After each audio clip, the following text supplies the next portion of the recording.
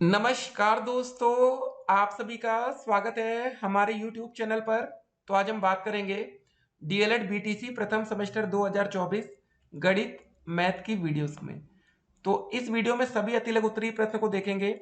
गणित में अगर आप 25 में 25 नंबर लाना चाहते हैं और पास होने के लिए आपको मिनिमम 12 नंबर चाहिए, ठीक है ना। अगर आपके 11 नंबर आए तो आप फेल माने जाएंगे। तो इसको ध्यान दीजिए और वीडियो को शुरू से लेकर अंत तक देखिएगा। बहुत ही इंपॉर्टेंट वीडियो है। और दोस्त ये वीडियो स्पेशली 2024 में है, ठीक है ना। तो जो भी बिल्कुल नए क्वेश्चन हैं, जो भी पेपर में आने वाले हैं, वही क्वेश्चन हम देखेंगे। और इसके बाद आप पार्ट 2 में, ठीक है, पार्ट 2 है, उसके बाद 3 में आप लोग लघु उत्तरीय प्रश्न देखेंगे। और जो हमारी फर्स्ट की वीडियो आपने छोड़ी अभी बहुविकल्पी की, उसको जरूर देखिएगा। आप लोग हमारे यूट्यूब चैनल पर नए हो तो चैनल को सब्सक्राइब करिएगा। चलिए वीडियो को आप शुरू करते हैं। तो दोस्तों चलिए शुरू करते हैं आज के अति लघु उत्तरीय प्रश्नों को, जो कि आपके पेपर में टोटल 6 नंबर के आने वाले हैं, ठीक है। और देखिए ये क्वेश्चन बहुत ही आसान होता है और आपको पेपर में पास कराने के लिए बहुत ही इंपॉर्टेंट क्वेश्चन होंगे, ठीक है। इस वीडियो को अगर आप लोग कंप्लीट देखेंगे तो आपके बहुविकल्पीय प्रश्न भी यही से कंप्लीट होंगे। चलिए देखते हैं 2022 में क्या प्रश्न पूछा गया था आपसे पेपर में। 6 प्लस 6.6 प्लस ये सब, इसका मान आपको ज्ञात करना था, ठीक है। सिंपल था दोस्तों, आपको इसको जोड़कर आंसर कर देना था। देखिए बिल्कुल आसान तरीके से आपको जोड़ना सिखा देंगे। देखिए यहाँ पर पहले लिखा 6 लिखा है ना, ठीक है। और देखिए 6 के बाद यहाँ पर देखिए मैक्सिमम 3 अंक है, तो 6 के बाद दशमलव में 3 जीरो, 6 दशमलव के बाद जीरो कितना भी आप लगा सकते हो, उससे कोई फर्क नहीं पड़ता है, ठीक है। उसके बाद देखिए यहाँ पर लिखा है 6.6। फिर दोस्तों तीसरा क्या लिखा है 6.66 और लास्ट में 6.666। सबको जोड़ देना था, प्लस का चिन्ह बनाएंगे, 6 हो जाएगा, 6 6 12 हो गया, ठीक है। और देखिए एक बात आपको और बता दें, जैसे यहाँ पर लिखा था 6.6, 2 जीरो आप ऐसे ही लगा देते हैं। देखिए आपका इससे ये क्लियर होता है ना कि कैसे जोड़ना है, ठीक है। इससे आपका जोड़ आसान हो जाता है। 6 6 12 हो गया, हासिल यहाँ 1 है। 6 12 18, 18 में एक जोड़ेंगे 19 हो जाएगा, अभी भी हासिल 1 है। 6 12 18 24 और 1 हो जाएगा 25। कितने अंक पर दशमलव है, 3 अंक पर, तो 25.926, ठीक है। ये सिंपल था हमारा आंसर था। क्या आंसर था, आंसर में आप ऐसे लिख सकते हैं बढ़िया से, ठीक है, 25.926। बहुत से बच्चे क्या करते हैं, होशियारी करके आंसर बढ़िया से अपने दोस्तों का पता करके लिख देते हैं और एक नंबर बहुविकल्पी में पा जाते हैं, ठीक है ना। एग्जामिनर कभी कभी देखते नहीं, ठीक है ना। तो इसका फायदा आप उठाइएगा। एक आयत की लंबाई दी गई है, उसका परिमाप दिया गया है, उसका क्षेत्रफल हमें बताना था। देखिए दोस्तों, हमें अगर आयत की लंबाई पता है, लंबाई को एल से लिख दीजिए, 50 मीटर है हमारी, ठीक है। उसका परिमाप दिया गया है। देखिए आयत का परिमाप का जो फार्मूला होता है, क्या होता है बताइए।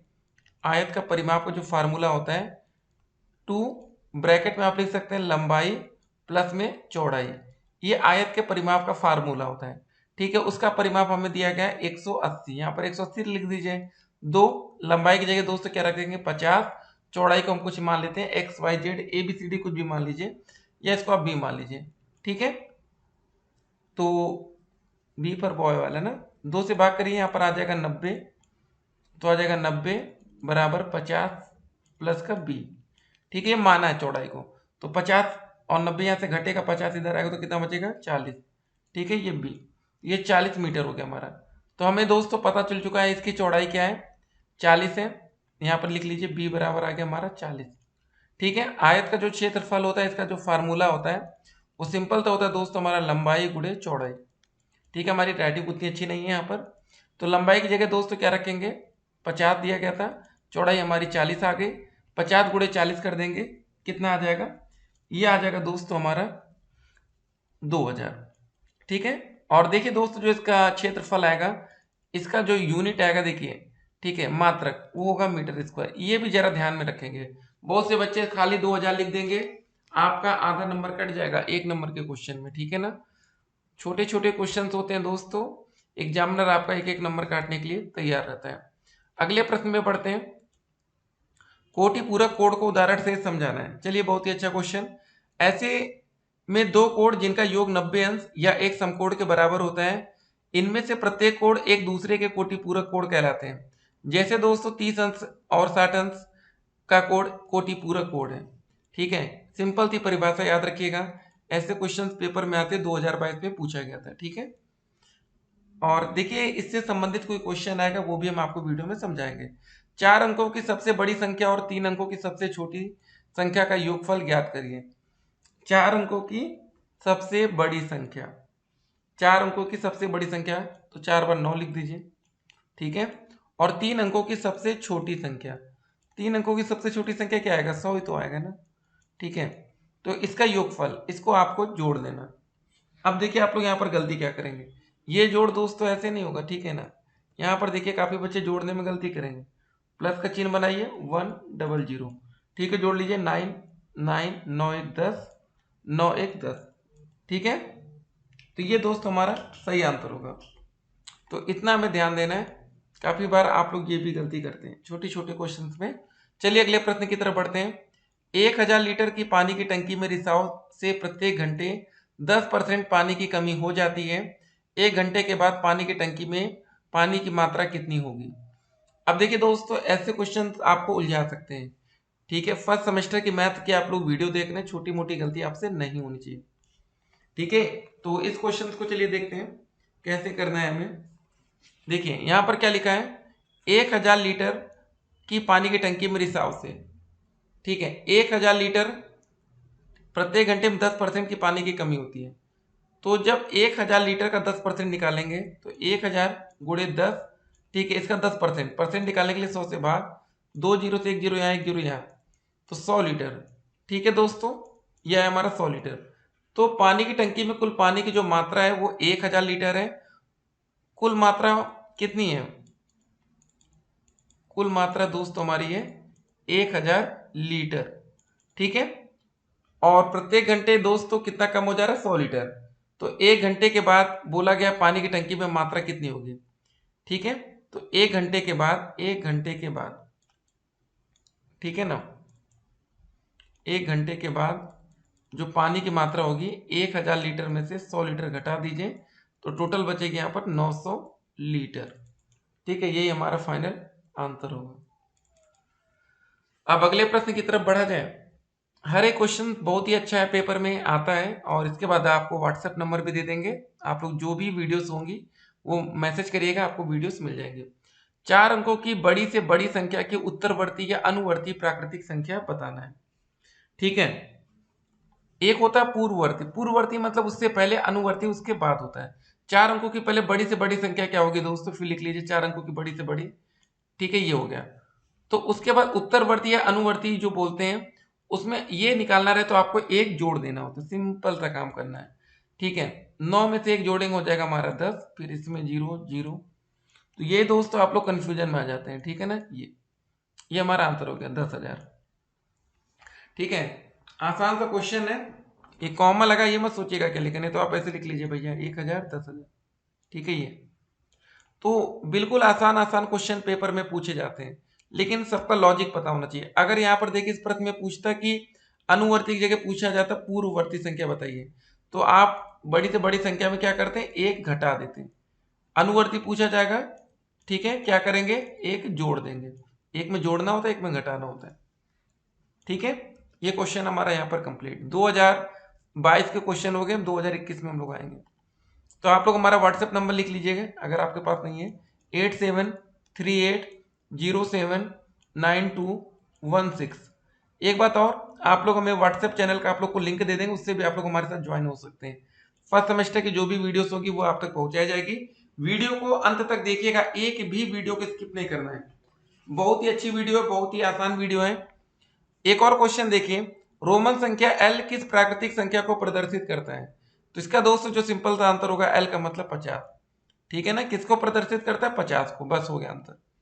आपको दोस्तों रोमन संख्या के बारे में इसके बाद जो लघु त्रिक वीडियो है कि बिल्कुल डीपली एक्सप्लेन किया जाएगा, ठीक है ना। तो यहाँ पर हम लोग जितना क्वेश्चन पूछा जा रहा है बस उतने का आंसर कर रहे हैं। अगला प्रश्न, 1 2 5 से बनने वाली 3 अंकों की सभी संख्या लिखिए जबकि अंकों की पुनरावृत्ति नहीं होनी चाहिए। किससे किससे लिखना है, 1 2 और 5। देखिए दोस्तों जो सबसे पहले संख्या बनेगी 125 बन जाएगी, आपको दिख रहा होगा। फिर पहले 1 लिखिए, 5 लिख दीजिए, 2 लिख दीजिए, ये हो सकता है। अब 2 से बनाइए, 2 5 1 हो गई, उसके बाद दोस्तों 215 हो जाएगी। अब 5 से शुरू करेंगे तो 512 हो जाएगी और 521 हो जाएगा। ठीक है, ये हो गया, बस इतना आंसर था, सिंपल था क्वेश्चन। अगला प्रश्न देखिए, यदि किसी दिए हुए आयत की लंबाई 10 सेंटीमीटर तथा चौड़ाई 5 सेंटीमीटर हो तो इस आयत की लंबाई आधी कर दी जाए और चौड़ाई 2 गुनी कर दी जाए तो आयत के परिमाप पर क्या प्रभाव पड़ेगा, गणना द्वारा स्पष्ट करना। बहुत ही अच्छा क्वेश्चन है। देखिए बहुत से बच्चे ना, जब इतना ज्यादा इसमें लिखा रहता है ना कुछ, तो बहुत से बच्चे पढ़ते नहीं, डर जाते हैं। डरना नहीं है। देखिए एक बात ध्यान रखिए, जब आयत के परिमाप की बात आ जाए, याद रखिएगा इसको जरा, तो कुछ मत करिए, सबसे पहले आयत का परिमाप का फार्मूला लिख लीजिए। अभी आपसे एक सवाल इसी में क्वेश्चन आया था, तो आयत का परिमाप का फार्मूला 2 लंबाई प्लस चौड़ाई, यही होता है। ठीक है, इतना होता है ना। आयत की लंबाई 10 सेंटीमीटर, चौड़ाई 5 सेंटीमीटर, तो यहां हो जाएगा 2, लंबाई की जगह 10 लिख दीजिए, चौड़ाई की जगह 5 लिख दीजिए। कितना हो गया, 10 5 15, 15 गुणे 2 30, तो ये हो जाएगा 230 सेंटीमीटर। ये जरूर लिखिए सेंटीमीटर। अब दोस्तों देखिए कंडीशन क्या थी, ये हमारी पहली कंडीशन है। अब दूसरी कंडीशन देखिए, यदि आयत की लंबाई आधी कर दी जाए, आयत की लंबाई पहले 10 दी गई थी। अब दोस्तों दूसरी कंडीशन जो हमारी सेकंड कंडीशन है, फर्स्ट कंडीशन थी, अगर हम आयत की लंबाई को आधी करते हैं 10/2 कर देंगे 5 सेंटीमीटर। ठीक है, तो चौड़ाई 2 गुनी कर दी जाए। चौड़ाई दोस्तों पहले कितनी थी, पहली कंडीशन में 5 थी। अब जो सेकंड कंडीशन है 5 को 2 से गुणा कर दी जाए तो 10 सेंटीमीटर हो जाता है। तो मतलब यहां पर दोस्तों जो आयत के परिमाप का फार्मूला लगेगा, यहां हो जाएगा 2, लंबाई की जगह दोस्तों क्या रखेंगे, लंबाई को आधा कर दिए 5, चौड़ाई को दोस्तों 2 गुना कर दिए 10।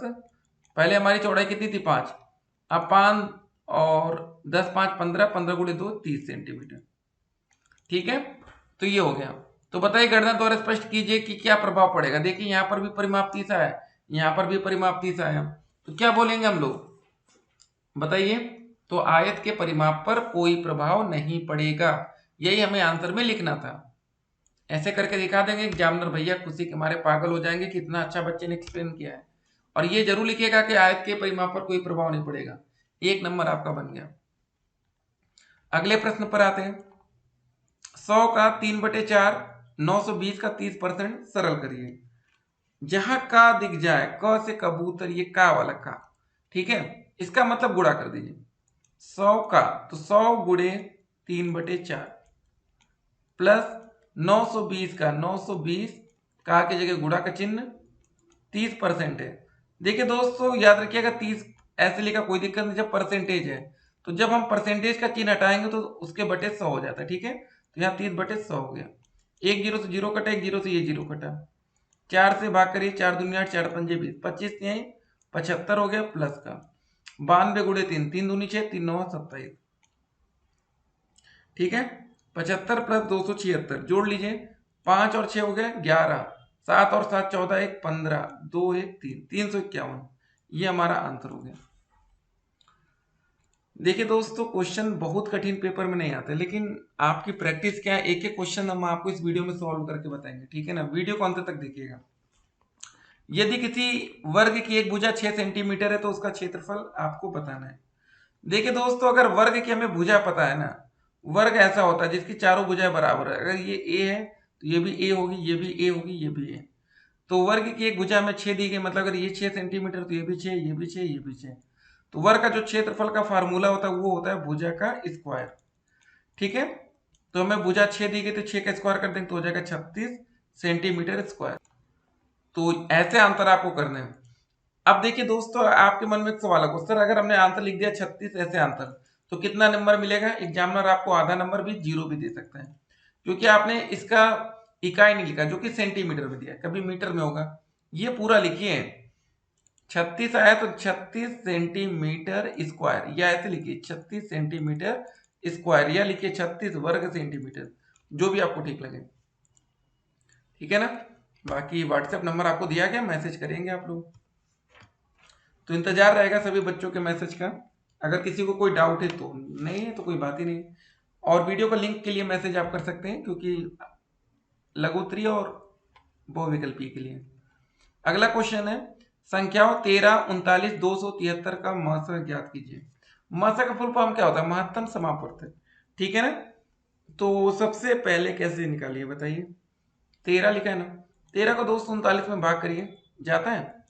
13 3 39, ठीक है, कट गया, कट्टम कट्टम। अब दोस्तों दोबारा फिर 13 से भाग करिए 273 को, जा रहा देखिए कटता है, 13 दूनी 26, एक बचा 3, 13 एकम 13, कट गया। अब दोस्तों 13 से दोनों में भाग चला गया, इसलिए 13 ही मुख्य भाजक है। तो इसका जो हमारा मासा आ जाएगा वो क्या हो जाएगा? वो हो जाएगा हमारा 13, ठीक है, हो गया ना, यही आंसर हो जाएगा। अगला प्रश्न देखिए, राकेश ने 65% अंक वार्षिक परीक्षा में प्राप्त किया है। यदि पूर्णांक 500 रहा तो राकेश को अंक कितने मिले? देखिए कितना अच्छा क्वेश्चन है। कुल 200 जो इन्होंने अंक प्राप्त किया है वो 65% है, पूर्णांक कितना है? 500 है। तो आप एक काम कर सकते हैं, 500 नंबर का 65% निकाल लीजिए। ऐसे हमने आपको अभी बताया कि जब परसेंटेज का चिन्ह हटता है तो क्या होता है? बटे में 100 से भाग होता है। 2 जीरो से ये 2 जीरो कट गया, 5 से गुणा कर दीजिए, 50 25, 5 6 30, 332, तो ये हो गया 325, ये आंसर, ठीक है। आपको कहीं पर भी कोई डाउट लगे, छोटी सी भी समस्या लगे, मैसेज कर दीजिएगा, क्योंकि प्रथम सेमेस्टर अभी आप शुरुआत कर रहे हैं गणित सीखने की।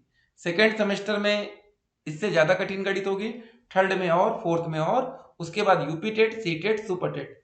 नौकरी दोस्तों बिना गणित के सहारे नहीं मिलती है। तुक्का मारेंगे, समय देखिए, सीख लेना बेहतर होता है, ठीक है ना। चलिए अगले प्रश्न में हम लोग बढ़ते हैं। एक समीकरण दिया गया है, समीकरण 3x - 5 बराबर x + 3 को हल करना है, ठीक है ना। 3x - 5 बराबर x + 3। एक काम करिए, x को x के पास ले आइए, हो जाएगा 3x - x हो जाएगा, ये x इधर है, यहाँ पर 3 दिया गया तो ये -5 उधर जाएगा, तो हो जाएगा +5। 3x में से एक x घटेगा, बचेगा 2x बराबर 5 3 8 हो गया।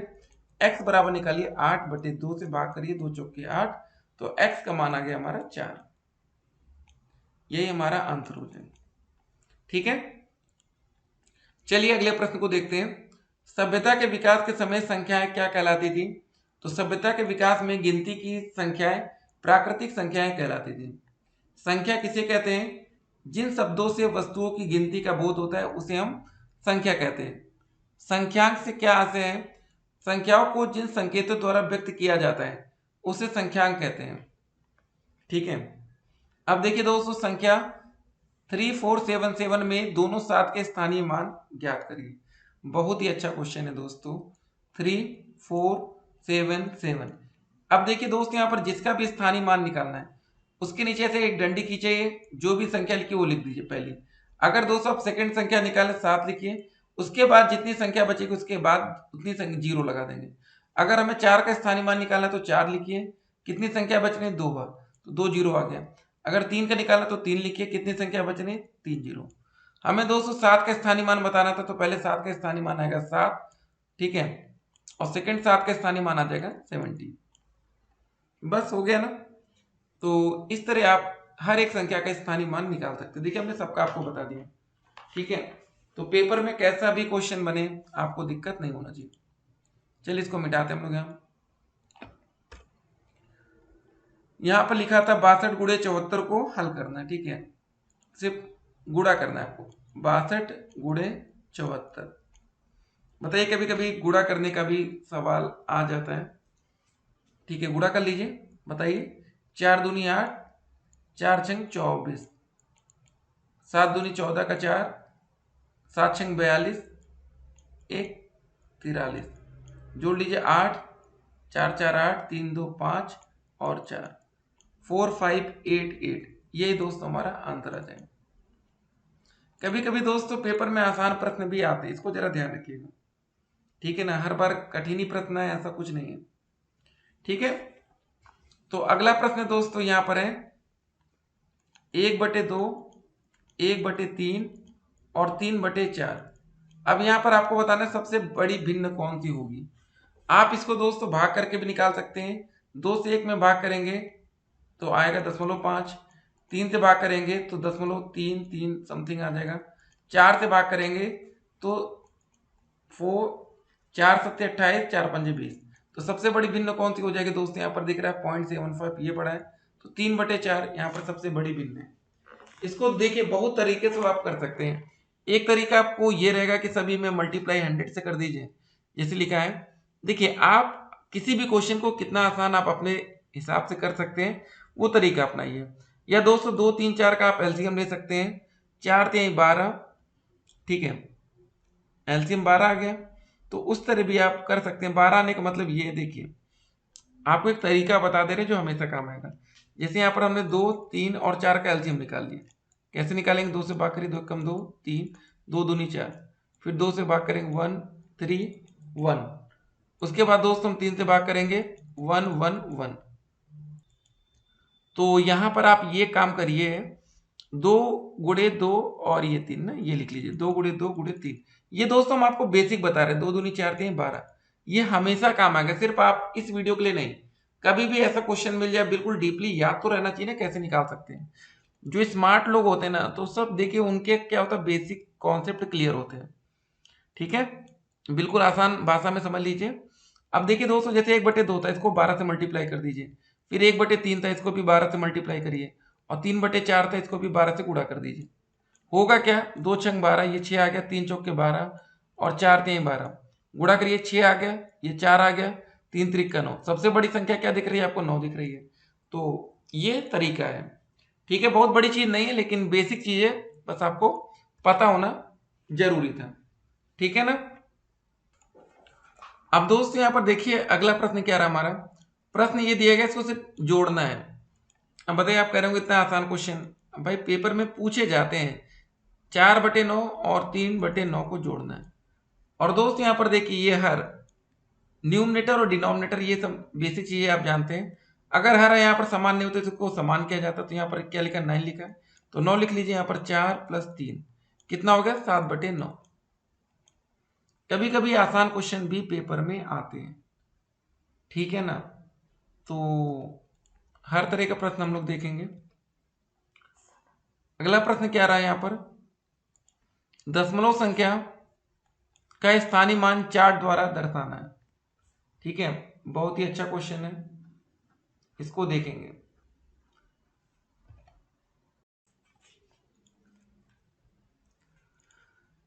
तो दोस्तों इसका जो स्थानीय मान का चार्ट हमें बनाना है ना, वो कैसे बनाना, देखिए पहले आप लोग लिख लीजिएगा सैकड़ा, ठीक है, फिर दहाई और इकाई। देखिए स्टार्टिंग आपका इकाई से होता है, दहाई से होता है, सैकड़ा से होता है। फिर देखिए जो दशमलव की बात आती है ना, तो इधर होगा 10वां, इधर हो जाएगा 100वां, फिर दोस्तों हो जाएगा हमारा 1000वां। ठीक है, ये रहेगा। तो हमारा दिया क्या गया था? 432। 2 क्या है हमारा? इकाई है। 3 हमारा दहाई है। 4 हमारा सैकड़ा है। फिर दशमलव में 10वां आ जाएगा 5, 100वां आ जाएगा 6 और ये 1000वां। ये हो गया दोस्तों हमारा एक तरह का पूरा चार्ट तैयार। ठीक है, ऐसे ऐसे। ठीक, तो संख्या 4 का मान दोस्तों हमारा कितना है? 400। आप ये जो सैकड़ा, ये इसका मान है 400। इसमें दहाई में 10 से गुणा करेंगे तो 30, इकाई में 2 जोड़ लेंगे, 432 हो जाएगा। वैसे ही दोस्तों इधर का भी निकालेंगे। ठीक है, ये हो गया हमारा क्वेश्चन खत्म। कोई डाउट होगा तो आप लोग कमेंट करेंगे। अगला प्रश्न है हमारा, गुणनखंड किसे कहते हैं? देखिए, जब 8 में 5 का गुणा करते हैं तो 40 गुणनफल प्राप्त होता है। यहाँ 8 व 5 40 का गुणनखंड है। ठीक है, ये परिभाषा है कि, तो आप एग्जाम्पल के सहायता से आप ऐसे पूरा डिफाइन करेंगे। अपवर्तक किसे कहते हैं? कुछ संख्याओं के अपवर्तक बताइए। अपवर्तक में ध्यान देने योग्य बातें भी आपको बतानी है। जब कोई संख्या जिन जिन संख्याओं को पूरी विभाजित हो जाती है, वे संख्या उस संख्या के अपवर्तक कहलाती है। संख्या 200, जैसे 2 का अपवर्तक क्या होगा? 2 में किसका किसका भाग जाएगा? 1 और 2 का। 6 में किसका? 1 2 3 और 6। 15 दोस्तों पूरी तरीके से विभाजित करना है, 1 से भी 15 में जाएगा, 3 5 15, 5 3 15 15। ठीक है, 69 में 69 में 1 से 3 से 23 से 69 थे। 84 में दोस्तों वैसे आप यहाँ पर लिखा है। अब ध्यान देने वाली बातें क्या है? प्रत्येक संख्या का अपवर्तक है, प्रत्येक संख्या स्वयं की अपवर्तक होती है। ठीक है, तो ये जरा ध्यान रखिएगा। और एक तो रहेगा हमेशा और ये खुद रहेगा, 2 चीजें हमेशा रहेंगी। अगला चीज, किसी संख्या का प्रत्येक अपवर्तक उस संख्या का एक पूर्ण विभाजक है। किसी दी हुई संख्या के अपवर्तकों की संख्या जो होती है वो सीमित होती है। ठीक है ना, सीमित नहीं होती, लिमिटेड है ये। किसी संख्या का प्रत्येक अपवर्तक उस संख्या का छोटा या उसके बराबर होता है। ठीक है, इतना ध्यान रखिएगा, इसको लिख कर याद कर लीजिएगा। ठीक है, बहुत बड़ी चीज नहीं है, ऐसे क्वेश्चन बहुत आएंगे अभी। संपूर्ण संख्या क्या होती है? वह संख्या जिसके सभी अपवर्तकों का योगफल उस संख्या का 2 गुना हो, एक संपूर्ण संख्या कहलाती है। ठीक है, बहुत ही अच्छा प्रश्न था। अब देखिए, बहुत ही अच्छा क्वेश्चन आ रहा है। स्तंभ एक ये है कि संख्याओं का स्तंभ 2 के अपवर्तकों से मिलान करना। ये देखिए, स्तंभ 2 है। अब देखिए, बताइए 15 का अपवर्तक क्या बताया था हमने अभी? 1, 3, 5 और 15 कहां पर दिख रहा है? ये, इसको ये मिला दीजिए। 24 का दोस्त क्या हो जाएगा बताइए? 24 का हमारा 1, 2, 3, 4, 6, 12, 24। थोड़ा सा समय लगेगा आपको निकालने में, सीख जाएंगे। 21 का क्या होगा? 1, 3, 7, 21, ये दिया गया। 32 का दोस्तों क्या हो जाएगा? देखिए 32 का, देखिए लास्ट वाला देखिए ना, मैच कर जाए, कितना आसान है। अब 36 इसमें दिख रहा है, ये दिख रहा है ना लास्ट में, ये बिल्कुल आसान था, ये तो कुछ दिमाग ही नहीं लगाना था यार। अगला प्रश्न देखिए, अपवर्तक किसे कहते हैं? जब हम, जैसे दोस्तों देखिए 12, ठीक है, 12 को विभाजित कौन कौन संख्या करती है? 2, 3, 4, 6, 12, एक भी तो है ना। यह था 1 गुणे 12 करिए, 2 छंग 12 करिए। देखिए 1 गुणे 12 कर सकते हैं, 2 गुणे 6 कर सकते हैं, 6 दूनी 12 आ जाएगा। ठीक है, फिर दोस्तों 3 का 4 से मल्टीप्लाई कर दीजिए तो भी 12 आ जाएगा, या 4 का 3 से मल्टीप्लाई कर दीजिए, या 6 का 2 से कर दीजिए। ठीक है, तो या 12 का 1 से गुणा कर दीजिए। यहाँ उपरोक्त सभी 12 के अपवर्तक हैं। ठीक है, ये थोड़ा सा आप एग्जाम्पल के सहायता से समझा सकते थे। अगला प्रश्न देखिए, अपवर्त या गुणज किसे कहते हैं? 3 गुणे 6 यहाँ 18, ठीक है, क्षेत्रीय 18 हुआ। यहाँ 3 व 6 अपवर्तक तथा 18 क्या है? अपवर्त है। दोनों ध्यान दीजिए, अपवर्तक भी दिख रहा है, अपवर्त भी। अगला प्रश्न है, समापवर्तक किसे कहते हैं? हम जानते हैं कि गुणनखंड को अपवर्तक कहते हैं। इस प्रकार संख्या 48, 64, 72 के अपवर्तक हैं। 48 संख्या का दोस्तों अपवर्तक होगा 1, 2, 3, 4, 6, 8, 12, 16, 24, 48, और 64 का दोस्तों और 72 का। ठीक है, ये दिया गया, इसको थोड़ा सा, ठीक है, सही करते हैं। तो ऐसे क्वेश्चंस आपको पेपर में मिलेंगे, तैयार रहिएगा आप लोग। और यहाँ पर देखिए, उपरोक्त में कौन सा समाप और समान है, ये भी आपको दोस्त यहाँ पर देखना है। ठीक है ना, यहाँ पर तीनों संख्याओं में दोस्तों आपको 2 दिख रहा है, ये 4 दिख रहा है, और उसके बाद आपको 8 यहाँ दिख रहा है तीनों में, ये। ठीक है, तो समान अपवर्तक ही समापवर्तक कहलाता है। मतलब 2, 4 और 8, ये हो गया। अगला प्रश्न देखते हैं, समापवर्तक किसे कहते हैं? अब आपको यहाँ पर ये बताना था। हम जानते हैं कि समान अपवर्तकों को समापवर्तक कहते हैं। जैसे संख्या 3, इसकी अपवर्तक क्या होगी? 3, 6, 9, 12, 15, 18 अप टू 16। 6 का 6 दूनी 12, 18, आगे 24, 30, ऐसे 9 का 9, 18, 27, 36, ऐसे। उपरोक्त में 18 समान है, यहाँ देखिए 18, 18, 18 मिल गई, इसी को हम अपवर्तक कहेंगे, समान होने पर ये। अगला प्रश्न देखिए, निम्नांकित संख्याओं के प्रथम 5 गुणज आपको लिखना है। 3 का प्रथम 5 गुणक, तो 3 का गुणा 5 बार पहले करेंगे। 3 हो गया, 6, 3 त्रिक का 9, 3 चौक 12, 3 पचे 15। वैसे दोस्तों 4 का क्या हो जाएगा? 4, 8, 12, 16, 20। 5 क्या करेंगे? 5 हो गया, 10 हो गया, 5 तिहाई 15, 5 चौके 20, 5 25। 9 का करेंगे 9, 18, 9 त्रिक 27, 9 चौक 36, 9 पचे 45, ये हो गया। ठीक है, अगला प्रश्न देखिए, 7 के सभी अपवर्त ज्ञात कीजिए जो कि 100 से कम हो। 7 का मतलब मल्टीप्लाई करते रहेंगे, लेकिन 100 से कम तक हम लोग कोशिश करेंगे। क्या हो जाएगा? 7 होगा, 7 दूनी 14, 7 त्रिक 21, 7 चौक 28, 35, 7 छंग 42, 7 सत्ते 49, 7 अठी 56, 7 नौ 63, 7 धाम 70, फिर 77 आ जाएगा आपका, फिर 84 आ जाएगा, फिर 91 आ जाएगा, और लास्ट में 98, 98 तक। 100 से कम तक लिखना था ना, बस ये। ठीक है, ये खत्म हो गया। अगला प्रश्न देखिए, और इसको मिटा दिया जाए ना पुराने वाले को। अगला क्वेश्चन है कि 496 के सभी अपवर्तकों को लिखिए और दिखाइए कि यह एक संपूर्ण संख्या है। बहुत ही अच्छा प्रश्न है। तो 496 के जो सभी अपवर्तक होंगे वो क्या होंगे, ये पहले बताइए। 496, हो जाएगा आपका 1 2 4 8 16 31 62, ठीक है, 124 248 और लास्ट में 496, ठीक है। अब इनका आपको योगफल बताना होगा, ठीक है। जैसे आपका 1 + 2 + 4 + 8 + 16 + 31 प्लस का 62 प्लस का 124 प्लस का 248 और प्लस का आ जाएगा 496। जोड़ देंगे सब लोग तो कितना आएगा हमारा, बताइए, जोड़ने पर आएगा 992। तो दोस्तों अभी हमने एक डिफिनेशन आपको बताई थी, जो भी आएगा आपका 496 का डबल होगा, ठीक है ना। अभी दोस्तों देखिए हमने इसकी परिभाषा देखी थी, कहाँ देखी थी, संपूर्ण संख्या वह संख्या जिसके सभी अपवर्तकों का योगफल उस संख्या का 2 गुना हो, संपूर्ण संख्या कहलाती है। देख लिया हमने। तो चलिए अच्छी बात है, इसका एक एग्जाम्पल भी हमें तुरंत मिल गया। अगला प्रश्न देखते हैं, अभाज्य संख्या एवं भाज्य संख्या किसे कहते हैं। बहुत अच्छा प्रश्न है। अभाज्य संख्या ऐसी संख्या जो केवल एक और स्वयं से पूरी विभाजित होती है, अभाज्य संख्या कहलाती है। 3 11 19, ठीक है, हो गया इसका एग्जाम्पल। भाज्य संख्या वो होती है ऐसी संख्या जो एक से और स्वयं के अतिरिक्त अन्य संख्याओं से भी पूरी विभाजित होती है, भाज्य संख्या कहलाती है। सबसे छोटी सम अभाज्य संख्या कौन सी है पता है आपको, ये होती है 2। सबसे छोटी अभाज्य संख्या 2 भी होती है, और सम की बात आ जाए तो 2, नहीं तो फिर 3 भी अभाज्य संख्या है ना, ये हो गई। ध्यान देने वाली बात यह है कि संख्या 1 ना तो भाज्य है और ना ही अभाज्य है। सबसे छोटी अभाज्य संख्या 2, यहां पर लिखा भी। अगला प्रश्न है कि 9 के अभाज्य गुणनखंड बताइए। 9 के गुणनखंड क्या हो गया अभाज्य, 3 × 3।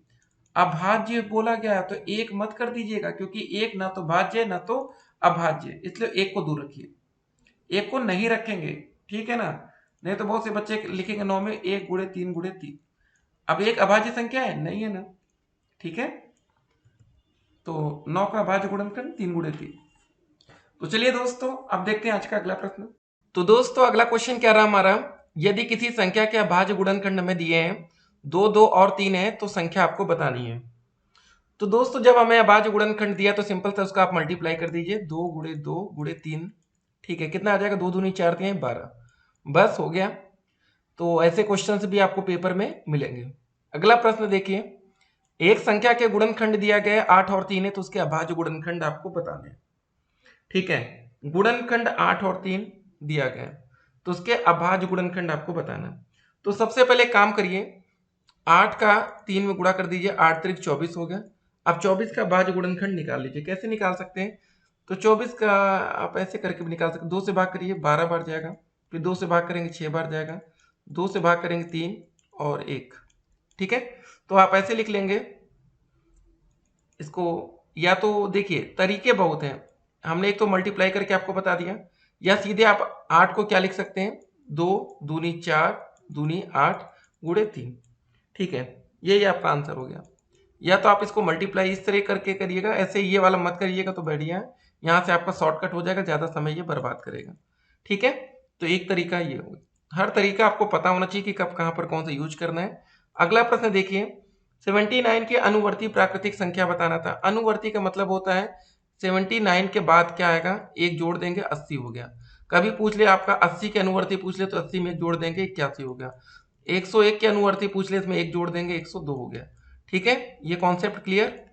अब देखिए दोस्तों, दो तरह के क्वेश्चन बनते हैं, एक अनुवर्ती का बनता है और एक पूर्ववर्ती का मतलब है। पूर्ववर्ती का मतलब पहले का, जैसे 100 की पूर्ववर्ती प्राकृतिक संख्या बताइए, तो कभी भी किसी संख्या की पूर्ववर्ती पूछे तो एक घटा देंगे तो आपका 91 हो गया। अगर आपसे 1000 की पूर्ववर्ती पूछ लेता तो 1000 में एक घटाते तो 999, ये हो जाता है। तो यहाँ पर आप देखिए 99, यहाँ 80 आंसर। 1005 के अनुवर्ती प्राकृतिक से, अनुवर्ती का मतलब एक जोड़ दीजिए, तो 1005 में एक जोड़ देंगे तो कितना हो जाएगा, 1006, ठीक है। अब देखिए दोस्तों 99999 की पूर्ववर्ती प्राकृतिक संख्या क्या होगी।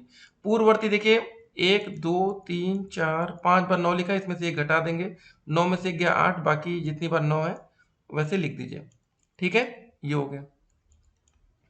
अगला प्रश्न आता है हमारा, सबसे बड़ी प्राकृतिक संख्या बताना है। सबसे बड़ी प्राकृतिक संख्या का कोई भी नहीं है, क्योंकि उसकी अनुवर्ती संख्या उससे बड़ी होगी, ठीक है, कभी ऐसा क्वेश्चन पूछ लिया जाए आपसे तो ये आंसर करेंगे कि सबसे बड़ी प्राकृतिक संख्या बताइए। तो सिंपल सी बात है, कोई भी प्राकृतिक संख्या होगी उसकी जो अनुवर्ती संख्या होगी उससे वो बड़ी हो जाएगी। अगला प्रश्न है, अभाज्य संख्या क्या होती है? वे संख्याएं जिनके केवल दो भिन्न अपवर्तक एक तथा स्वयं वह संख्या हो तो अभाज्य संख्या कहलाती है। सबसे छोटी अभाज्य संख्या दोस्तों 2 होती है, इसको जरा ध्यान रखिएगा। ये सम संख्या भी होती है, इसको ध्यान रखिएगा। अभाज्य संख्या जैसे दोस्तों 5, तो अभाज्य संख्या वो होती है जो या तो 1 से कटे या दोस्तों खुद से कटे। ठीक है, मतलब 5 1 से कटेगा और 5 से कटेगा, और कोई संख्या तो नहीं कटेगा ना। अभाज्य संख्या क्या होती है? वे संख्याएं जिनके 2 से अधिक भिन्न अपवर्तक हैं, भाज्य संख्या कहलाती है। अब दोस्तों जैसे देखिए 8 है, 8 किससे कटेगा? 1 से कट जाएगा, 2 से कटेगा, 4 से, 8 से, 2 से अधिक मतलब। ठीक है, अगला क्वेश्चन, संख्या एक कैसी संख्या होती है? प्राकृतिक संख्या एक न तो भाज्य है और न ही अभाज्य संख्या है। ठीक है, ये क्वेश्चन भी काफी बार पेपर में आता है, जैसे सीटेट इधर भी आ सकता है। अगला प्रश्न देखिए, सबसे छोटी अभाज्य संख्या कौन सी है?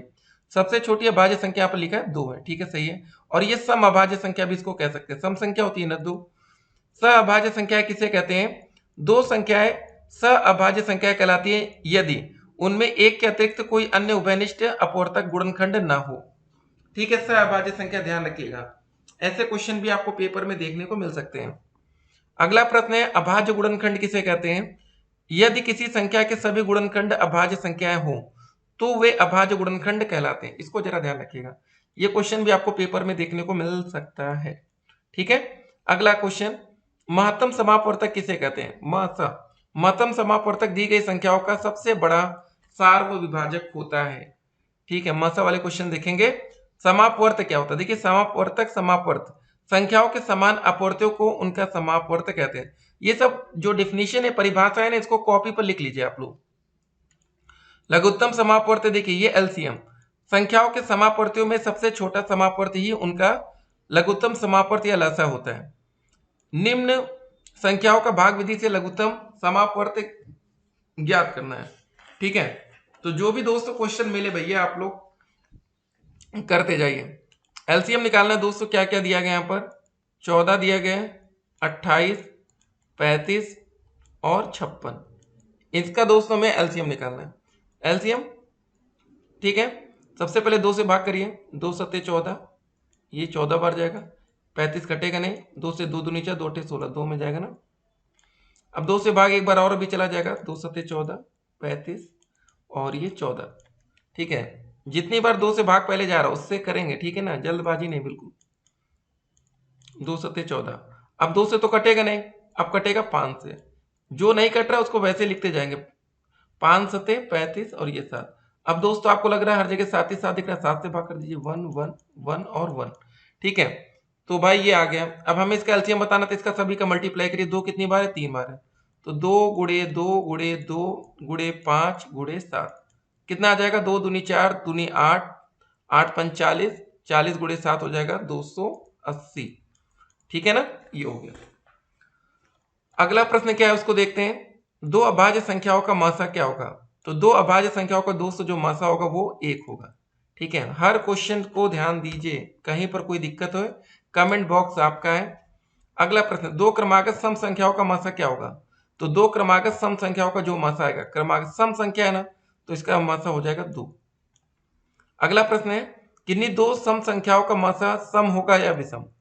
सम संख्याओं का जो मासा निकलेगा वो सम आएगा।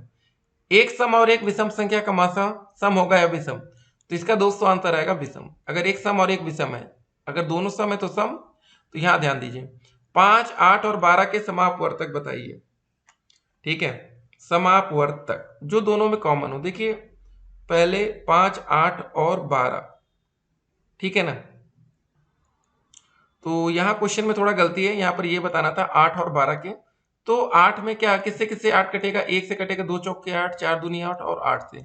अब 12 दोस्तों किससे किससे कटेगा? 1 से कट जाएगा, 3 चौक 3 से कटेगा। लेकिन दोस्तों यहां पर देखिए जरा, 3 से पहले 2 से भी तो कटेगा ना, इसको जरा ध्यान दीजिए। ठीक है, 2 छंग 12, 3 चौक 12, 4 तें 12, 6 दूनी 12 और 12 किससे किससे? अब दोस्तों देखिए दोनों के समापवर्तक बताने थे, तो दोनों में सेम क्या है? एक एक यहाँ भी है, 2 देखिए 2 भी है, और यहाँ पर 4 दिख रहा है, 4 दिख रहा है। ठीक है, तो जब आंसर हमें बताना था समापवर्तक, ठीक है, तो क्या हो जाएगा 1, 2 और 4, ये हमारा फाइनल आंसर होगा। अगला क्वेश्चन देखिए, अभाज्य गुणनखंड द्वारा निम्नांकित संख्याओं के महत्व ज्ञात कीजिए।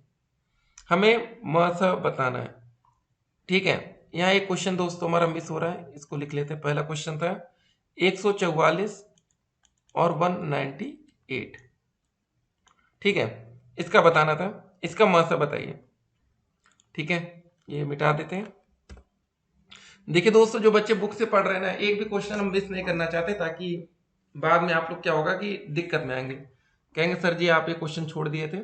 तो हर एक क्वेश्चन का इसीलिए हम आपको आंसर कर रहे हैं और बताएंगे, ठीक है। 144 और आपको 98 का 198 का बताना।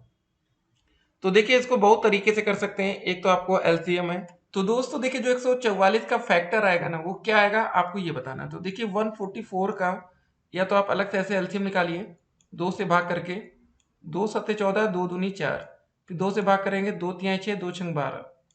अब 2 से भाग करेंगे, 18 दूनी 36 होता है ना, फिर 2 से भाग करिए, 2 9 18, फिर अब 3 से भाग जाएगा, 3 त्रिक 9 और 3 एकम 3, ठीक है। 144 को आप क्या लिख सकते हैं, कितनी बार 2 है, 1 2 3 4 बार, तो 2 गुणे 2 गुणे 2 गुणे 2 गुणे 3 गुणे 3। वैसे दोस्तों 198 को हम लोग क्या लिख सकते हैं, 198 का भी आप ऐसे ही फैक्टर निकाल लेंगे, तो यह आएगा आपका 2 गुणे 3 गुणे 3 गुणे 11। मासा निकालने में दोस्तों दोनों में कॉमन क्या वो देखते हैं, यहाँ पर 2 है, यहाँ पर 2 है, उसके बाद यहाँ पर 3 है, यहाँ पर 3 है, और यहाँ पर 3 एक और, यहाँ पर ये, ठीक है। तो टोटल दोस्तों इसका जो मासा निकल कर आएगा हमारा होगा 2 गुणे 3 गुणे 3, तो 3 दूनी 6 त्रिक 18, ये दोस्तों हमारा मासा आ जाएगा। एक भाग विधि से भी हम निकाल सकते हैं। देखिए भाग विधि से कैसे निकालते हैं जरा देखिए। पहले 144 198 में भाग दीजिए, कितनी बार जाएगा, एक बार जाएगा। 144 लिख लेंगे, 8 में से 4 गया 4, 9 में से 4 गया 5, यहाँ हो जाएगा 144 ऐसे। अब कितनी बार जाएगा, ये 2 बार भाग जाएगा।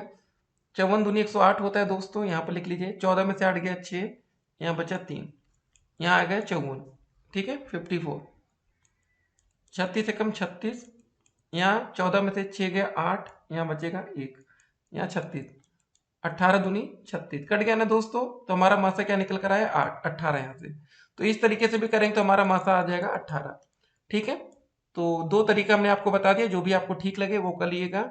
198 का हमने फैक्टर कैसे निकाला, ऐसे निकाला था, देखिए 198, 2 से भाग करेंगे पहले दोस्तों, 2 9 18, फिर एक बचा यहाँ 8 है, 2 9 18, 3 से भाग करिए, 3 त्रिक का 9, 3 त्रिक का 9, फिर 3 से भाग करेंगे तो 11 3 33, अब 11 से कर देंगे, 11 कम 11, तो 2 गुणे 3 गुणे 3 गुणे 11, यह है, ठीक है। ये हो गया ना, चलिए इसको मिटाते हैं हम लोग। तो देखिए हर तरीका हमने आपको बता दिया, जो भी आपको ठीक लगे उस तरीके से आप कर सकते हैं। बाकी कमेंट बॉक्स आपका है, व्हाट्सएप नंबर आपके पास है। चलिए अगले प्रश्न में हम लोग आगे बढ़ते हैं। ये भी एक अच्छा क्वेश्चन है। अब देखिए दोस्त, यहाँ पर बोला गया 100 98 और 77 का लसा ज्ञात कीजिए। इस बार हमें एलसीएम बताना है, ठीक है ना। तो एलसीएम कैसे निकालेंगे अब ये देखते हैं। एक और क्वेश्चन था दोस्तों हमारा मासा का, ये भी जरा देख लेते हैं। 13 39 और 273 का। तो देखिए सबसे पहले 13 से 39 में भाग करिए, 13 दूनी 26, 13 ते 39, कट गया, ठीक है। और 13 का ही दोस्तों भाग अब करेंगे 273 में, क्या कटेगा, 13 दूनी 26, एक बचा और यहाँ 3, 13 कम 13, कट गया। तो इसका जो मासा आ जाएगा वो क्या आ जाएगा, 13 हो जाएगा, ठीक है। ये भाग विधि से एकदम आसान होता है। या दोस्त इसका फैक्टर देखिए, 13 का क्या होगा बताइए। 13 को हम किस में भाग जाए, किसी तो नहीं जाएगा, 1 और 13 हो जाएगा। वैसे दोस्तों 39 का 1 13 और 39, ठीक है। वैसे 273 का भी निकाल लेंगे तो बस यही होगा। तो अब 273 का भी आपको बता दें, 273, 1 और गुणे 3 होगा, गुणे 7 होगा, गुणे 13, ठीक है। तो यहाँ पर भी दोस्तों मैचिंग क्या होगा, सब में 13 13 रहेगा, तो वही हो गया। 39 को दोस्तों क्या रहेगा, 1 गुणे 13 गुणे ये करेंगे ना, तो ऐसे आ जाएगा। 39 वाला ऐसे था, रुकिए आपको अच्छे से बता दें, नहीं तो फिर दिक्कत में आएंगे। 1 गुणे 3 गुणे 13, 13 3 39 होता ना, और एक तो सब में हो जाएगा, कोई दिक्कत नहीं है। तो ये तरीका है, कोई डाउट होगा तो कमेंट आप लोग करेंगे, ठीक। मासा का सवाल हो गया। अब चलिए लासा वाला सवाल देखते हैं दोस्तों। अब लासा ज्ञात करना है 198 और 77 का। तो देखिए लसा कैसे निकालते हैं, 100, 98, 77।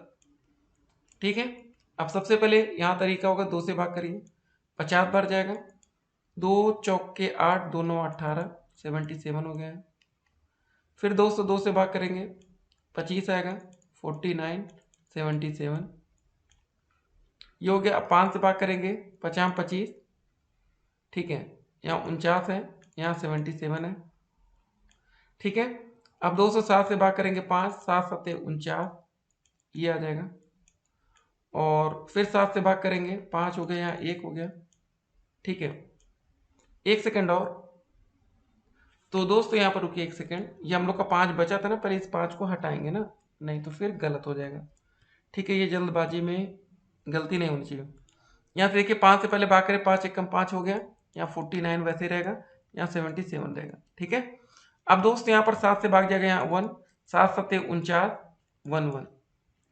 ठीक है, अब फिर 7 से भाग करेंगे, 1 1 आ जाएगा, यहाँ 11 आ जाएगा, और यहाँ आप 11 से कर देंगे, 1 हो गया, 1 हो गया और 1। ठीक है ना, तो ये तरीका हो गया। तो इसका जो एलसीएम आएगा क्या आ जाएगा, लसा 2 गुणे 2 गुणे 5 गुणे 5 गुणे 7 गुणे 7 गुणे 11। ठीक है, यहाँ पर लिख लीजिए लसा 2 गुणे 2 गुणे 5 गुणे 5 गुणे 7 गुणे 7 गुणे 11। ठीक है, इसका मल्टीप्लाई करने पर आएगा 53,900। ये आप मल्टीप्लाई करके देख लेंगे। ठीक है, तो इतना हो गया। अब चलिए अगले प्रश्न की तरफ बढ़ा जाएगा। ये हो गया, यहाँ पर इसको खत्म करते हैं।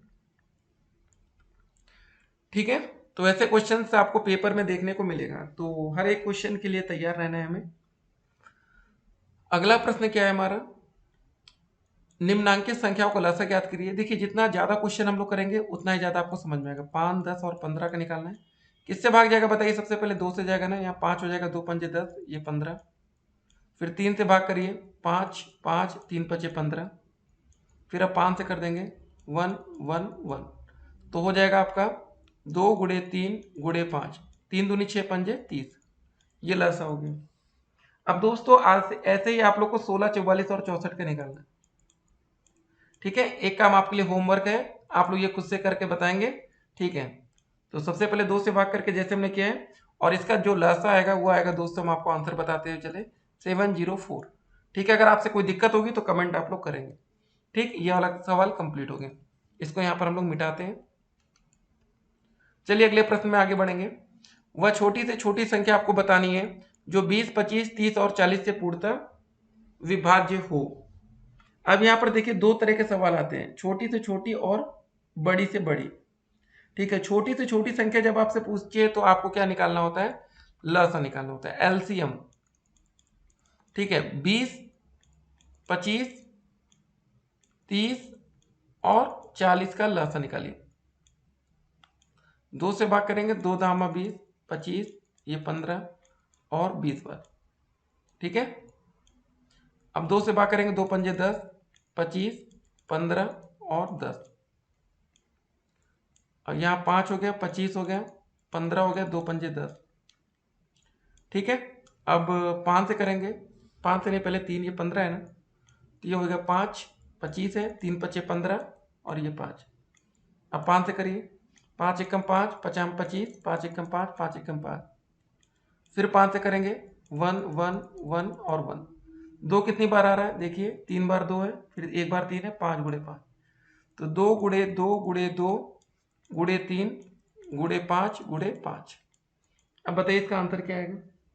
ठीक है, अब आपको मल्टीप्लाई कर लेना, सिंपल था। 50 25 हो गया, 2 दूनी 4 दूनी 8 त्रिक 24, 24 गुणे 25 कर देंगे, वही हमारा आंसर आ जाएगा।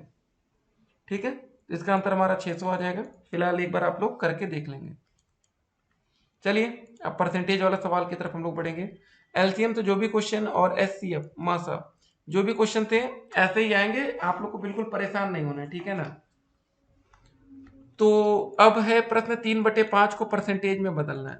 3/5 देखिए, जहां पर परसेंटेज में लाना होता है ना, तो वहां पर आप सिंपल सा 100 से गुणा कर देंगे। 5 दूनी 10 0, 20 तिहाई 60, ये हो गया परसेंटेज।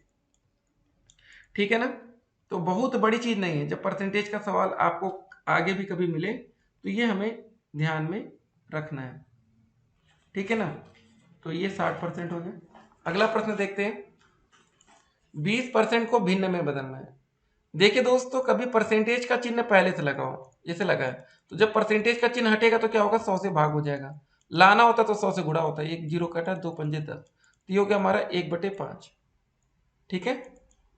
अगला प्रश्न है, 35% को भिन्न में बदलिए। ठीक है, 35% को, तो फिर से परसेंटेज का जब चिन्ह हटेगा तो क्या होगा, 100 से भाग, 35 बटे यहाँ पर 100 हो जाएगा।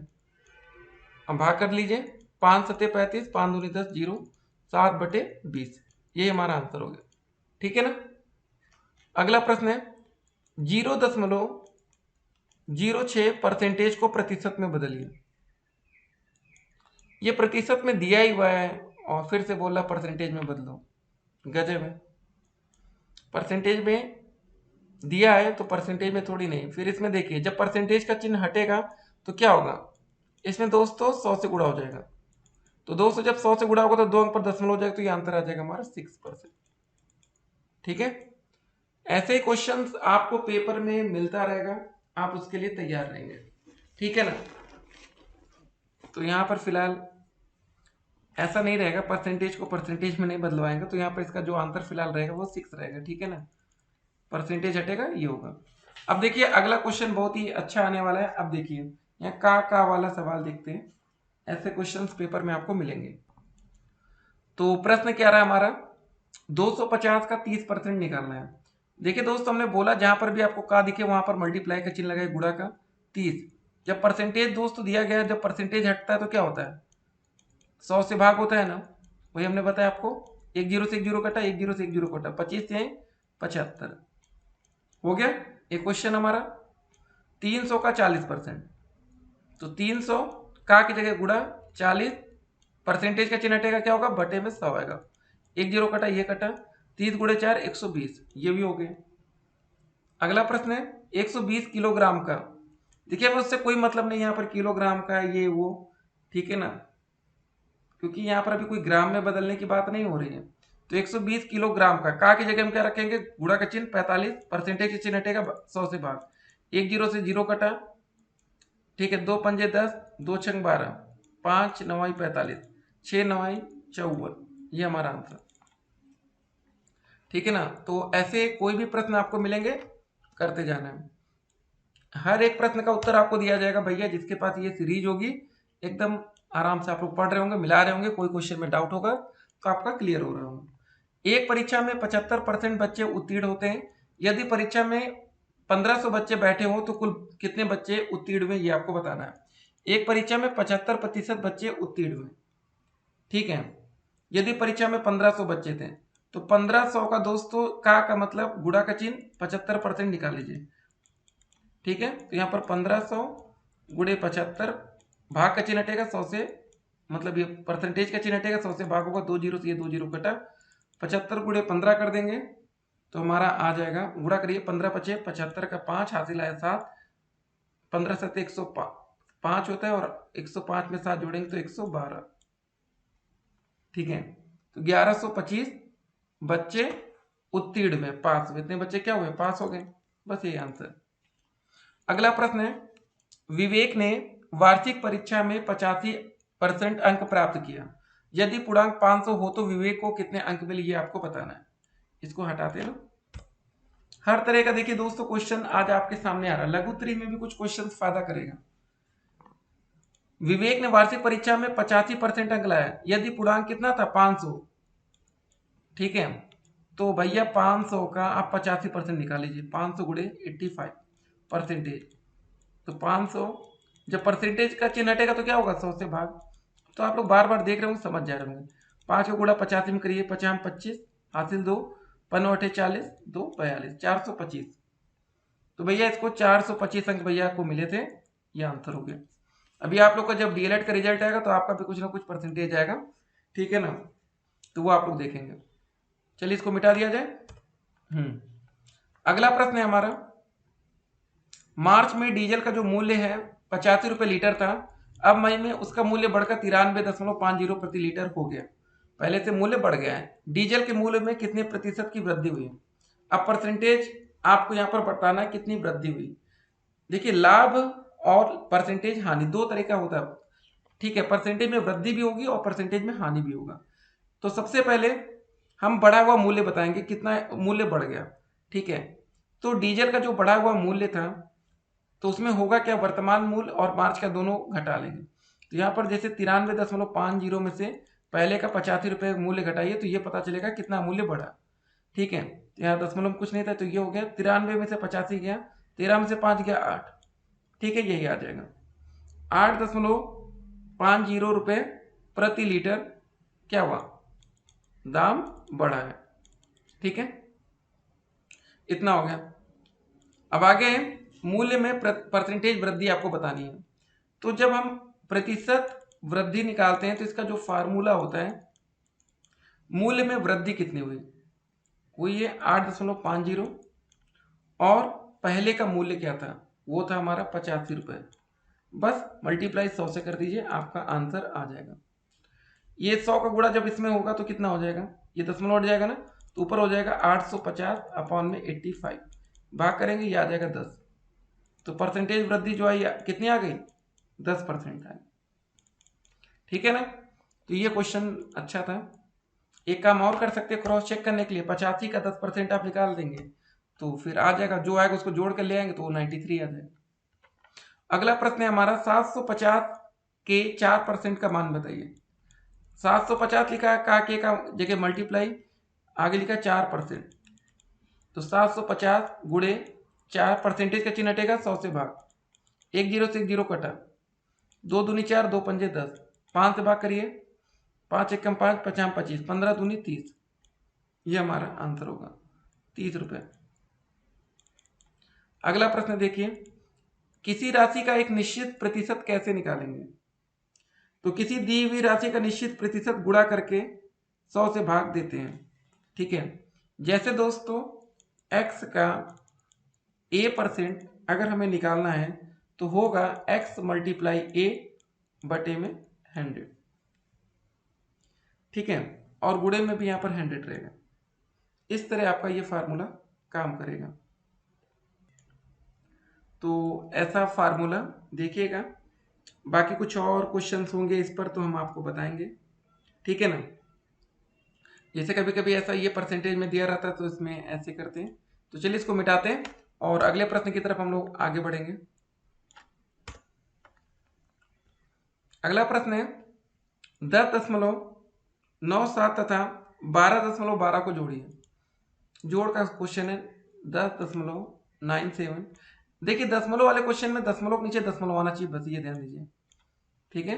ये जोड़ का चिन्ह बनाइए, 7 2 9, 9 1 10 का 0.2 1 3 1 1 2, 23.09, ये हमारा आंसर हो गया, ठीक है ना। बस ये ध्यान देना है कि दशमलव के नीचे आपका दशमलव है। अगला प्रश्न बहुत ही अच्छा है, 3x² minus 4xy plus 12xy minus 6xz में सजातीय पद कौन कौन से हैं। सजातीय पद, तो सजातीय पद दोस्तों हो जाएगा -4xy प्लस का 12xy, ठीक है, माइनस का 4xy प्लस का 12xy, ये सजाती है, ठीक है। अगले प्रश्न में बढ़ा जाए। अगला प्रश्न है हमारा 2x² plus 5y plus y² minus y plus 6 में सजाती पदों को एक साथ लेते हुए व्यंजक, ठीक है, को सरल करना है। यहाँ पर देखिए थोड़ा सा क्वेश्चन मिस प्रिंट है तो सरल कीजिए, ठीक है। तो क्वेश्चन को पहले उतारिए, यहाँ पर अच्छे से लिखिए, 2x² प्लस का 5y प्लस का, और रुकिए एक सेकेंड, y² माइनस का y प्लस का 6, ठीक है। अब इसको हमें सॉल्व करना है ना, तो एक काम करते हैं, 2x² प्लस का 5y माइनस y साथ में रख लेते हैं, प्लस का हो जाएगा हमारा y² प्लस का 6। अब देखिए 2x², 5y में से एक y घटेगा तो कितना बचेगा, 4y प्लस का y² प्लस का 6, ये हमारा आंसर हो जाएगा, ठीक है। बहुत कठिन क्वेश्चन नहीं है। देखिए अगर आपको कुछ डाउट हो रहा हो ना तो अभी लघु उत्तरी की वीडियो बची है ना, परेशान मत होइएगा, निम्नांकित व्यंजकों में पदों की संख्या है, ये आपको बतानी है। जैसे यहाँ पर लिखा 5y, इसमें कितने पद हो सकते हैं? इसमें एक पद होगा। ठीक है, अभी आप देखिए समझेंगे। और 72x माइनस 7y, तो इसमें कितने पद होंगे आपको ये बताना है। 72x माइनस का 7y, यहाँ पर एक और ये दो, देखिए दोस्तों दोनों, तो यहाँ पर टोटल कितने पद हैं? यहाँ पर है आपके 2 पद हैं। ठीक है, चलिए अगला प्रश्न देखते हैं। व्यंजकों को x माइनस वाई और x प्लस वाई को जोड़ दीजिए। ठीक है, लिखा है x माइनस वाई और दोनों को जोड़ना है, तो यहाँ पर x प्लस वाई कर दीजिए। ये माइनस ये प्लस घट जाएगा, तो x और x 2x हो जाएगा। ठीक है, अगला प्रश्न देखेंगे अब हम लोग। अब देखिए यहाँ पर घटाने को लेकर है 2x minus 3y plus Z में से इसको घटाना है, तो कैसे घटेगा ये देखते हैं। लिखा हमारा 2x माइनस का 3y प्लस का z, इसको घटाना है, तो यहाँ माइनस का चिन्ह आएगा ब्रैकेट से पहले, x plus 2y minus z। देखिए जोड़ना रहता तो कोई दिक्कत नहीं रहती, लेकिन जब घटाने की बात आती है ना, तो ये माइनस का मल्टीप्लाई अंदर होता तो फिर दिक्कत आती है। ठीक है, तो इसको ऐसे रखिएगा, ये माइनस का, तो यहाँ हो जाएगा 2x माइनस का 3y प्लस का z। अब जो ये माइनस अंदर जाएगा, तो देखिए ये x को माइनस कर दिया, 2y को भी माइनस करेगा, और ये माइनस माइनस जो है ये z प्लस हो जाएगा। तो 2x में से एक x घटेगा, तो कितना बचेगा x minus 3y minus 2y जुड़ जाएगा, तो हो जाएगा 5y, और z z जुड़ जाएगा तो 2z हो जाएगा। ठीक है, तो ये हमारा आंसर। घटाने वाले में थोड़ा सावधान रहना, जोड़ने में कोई दिक्कत नहीं है। ठीक है, उसमें कुछ बदलता नहीं है, तो इसलिए जोड़ने में दिक्कत नहीं होती। ठीक है, एक एक प्रश्न हम लोग करते हुए चल रहे हैं। देखिए कोई भी आपसे प्रश्न छोड़ा नहीं जाएगा आपके लिए। बहुत से बच्चे छोड़ देते तो फिर करते नहीं, तो इसीलिए हम एक एक क्वेश्चन का आंसर आज आपको इसी वीडियो में हम बताएंगे। ठीक है ना, आप लोग को बिल्कुल भी दिक्कत नहीं होगी। अगला प्रश्न देखिए, इसको हमें सरल करना है। x है मल्टीप्लाई y माइनस जेड, फिर y जेड माइनस एक्स, और यही है x का गुणा अंदर करिए तो क्या हो जाएगा एक्स वाई हो जाएगा, माइनस का एक्स जेड, प्लस का दोस्तों जब y का मल्टीप्लाई होगा तो y जेड होगा माइनस का, ठीक है x पहले कर देते हैं एक्स वाई, ऐसे अच्छा लग रहा है देखने में, प्लस का दोस्तों जेड का x से होगा तो x पहले आगे रखिए एक्स जेड माइनस का वाई जेड। अब देखिए दोस्तों वाई जेड प्लस का है और ये माइनस का, ये कट गया, एक्स वाई ये माइनस का ये प्लस का कट गया, एक्स जेड और एक्स जेड माइनस प्लस सब कुछ कट गया, बचा क्या? बचा 0। यही आंसर। अगला प्रश्न है, संख्या 4 के सभी अपवर्त लिखिए जो कि 35 से कम हो। अब देखिए आपको हिंट मिल गया, तो 4 का मल्टीप्लाई करिए पहले, 4 एकम 4, 4 दूनी 8, ऐसे गुणा कर दीजिए, 4 3 12, 4 चौके 16, 4 पंजे 20, 4 छंग 24, 4 सत्ते 28, 4 अट्ठे 32। ठीक है, 35 से कम है ना। तो दोस्तों अगला प्रश्न क्या आ रहा है कि 96 किन किन संख्याओं का अपवर्त है।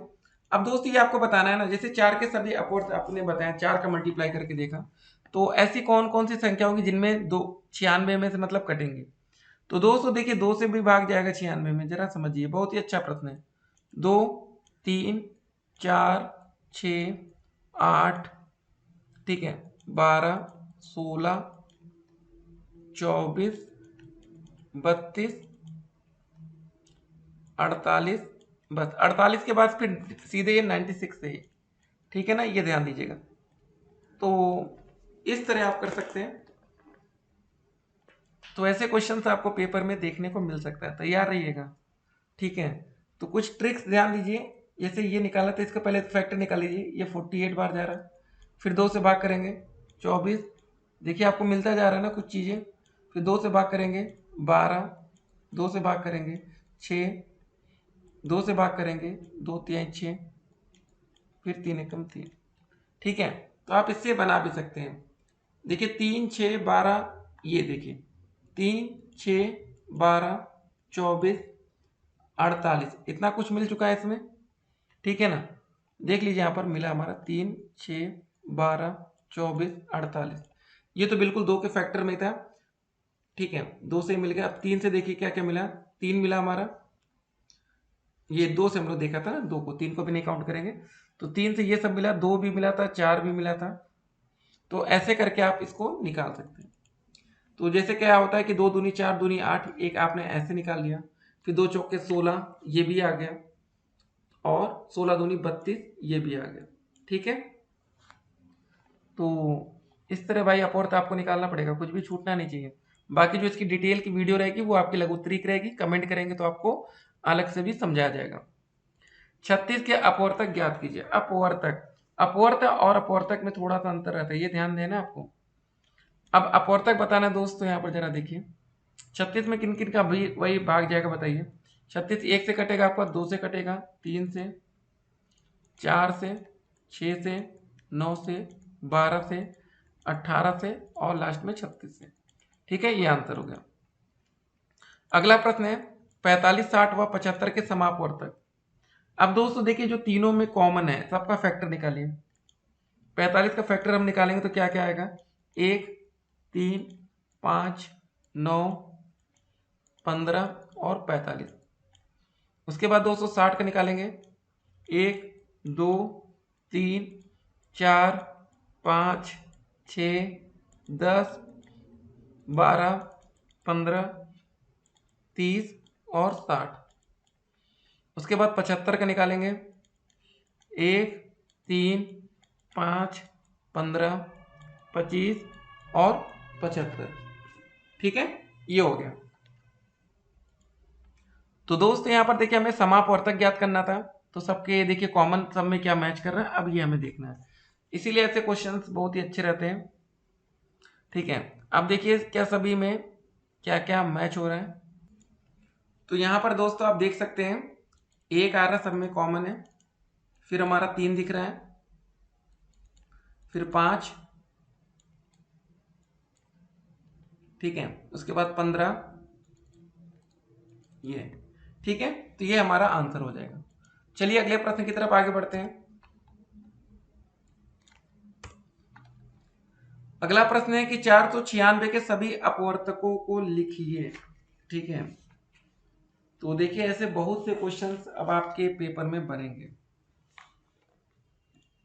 496 अभी हम आपको बता दे रहे हैं, अगर आपको डाउट होगा तो आपके लिए अलग से वीडियो बनेगी ना, टेंशन नहीं।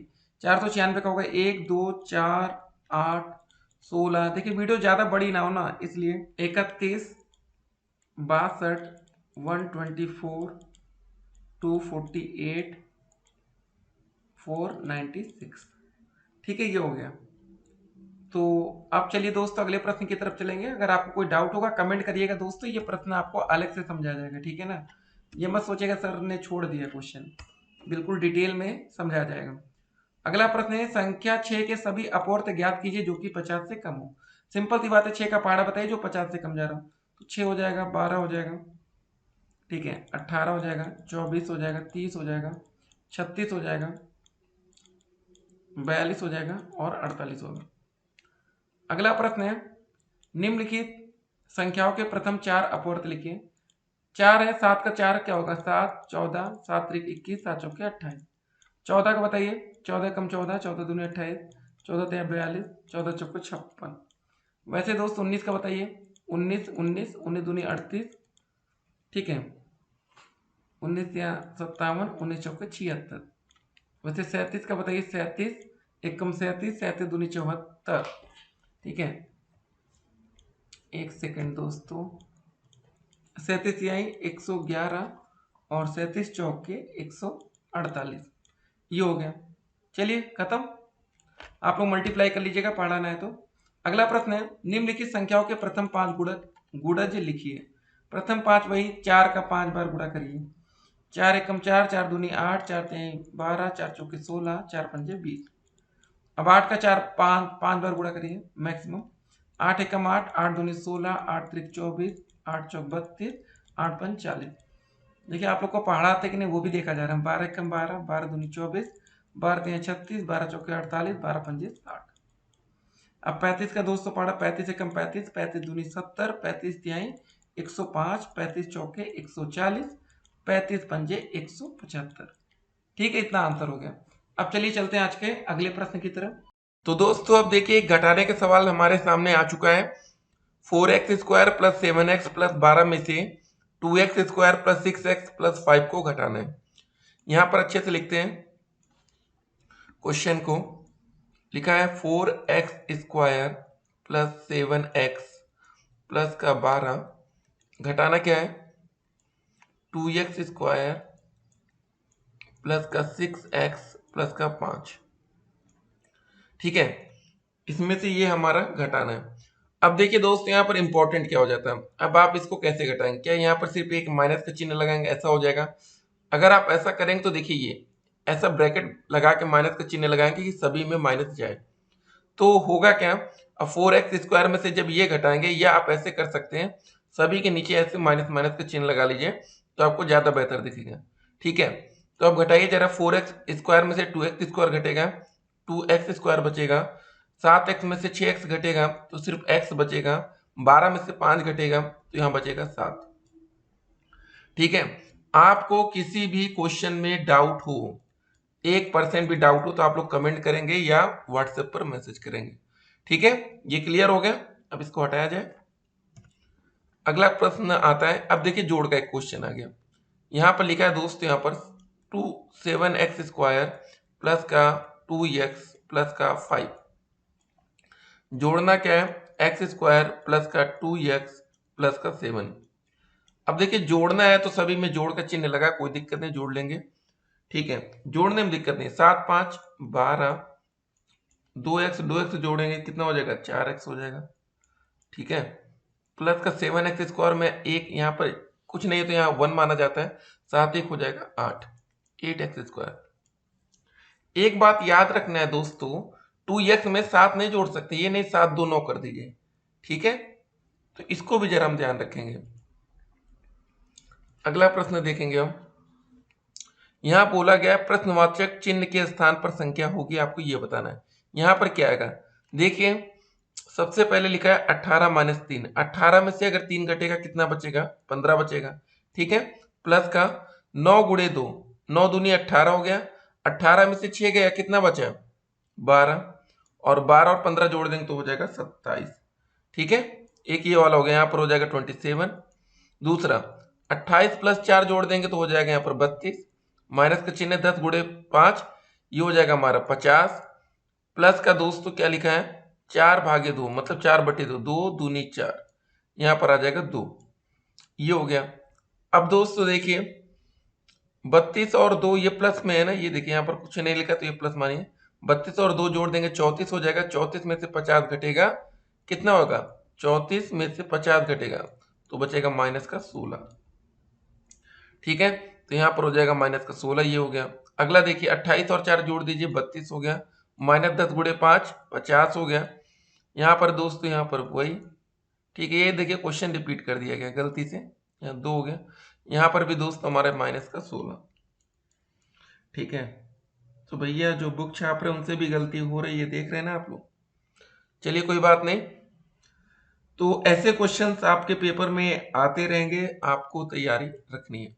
ठीक है, कोई डाउट होगा ना, देखिए जोड़ घटाना से संबंधित क्वेश्चन, अभी आपका प्रथम सेमेस्टर है इसलिए आपको एकदम आसान प्रश्न दिख रहे हैं, जहां आप लोग अभी सेकंड सेमेस्टर में जाएंगे फिर आप देखेंगे गणित में कैसे क्वेश्चन आते हैं। अब प्रश्न ये है कि सीधी रेखा किसे कहते हैं।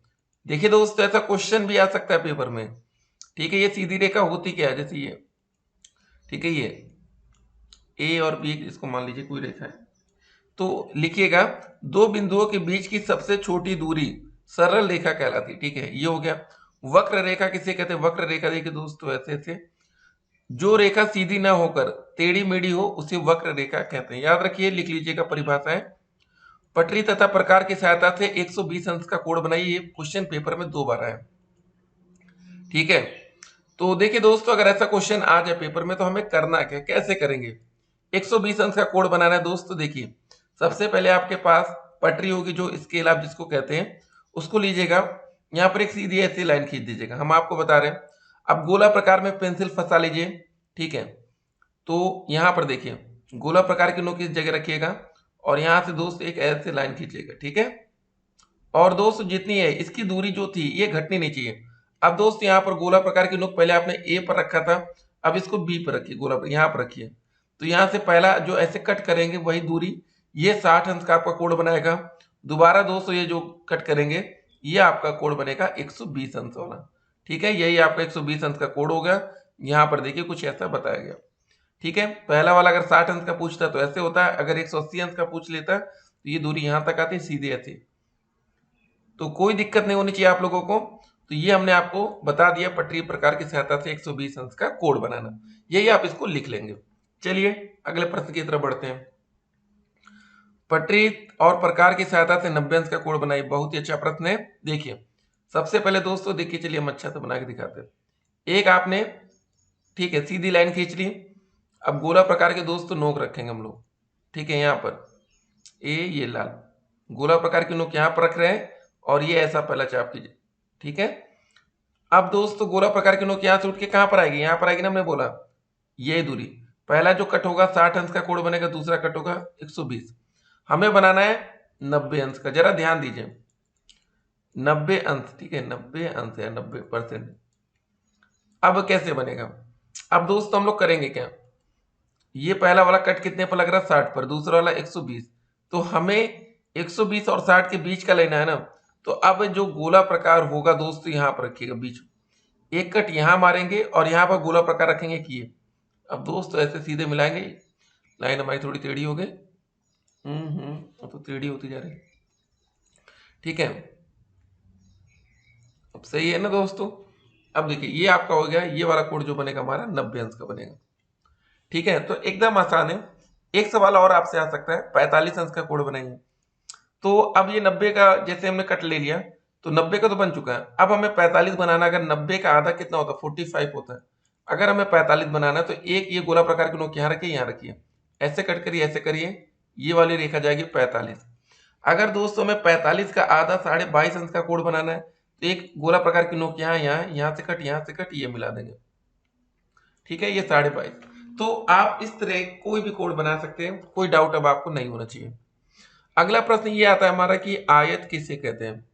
उस समकोण चतुर्भुज को जिसकी आमने सामने की भुजाएं। आयत देखिए होता कैसा है, एक सेकेंड दोस्तों, ये खतरनाक वाला आयत दिख रहा है ना, ये आयत, ये हो गया हमारा आयत ABCD।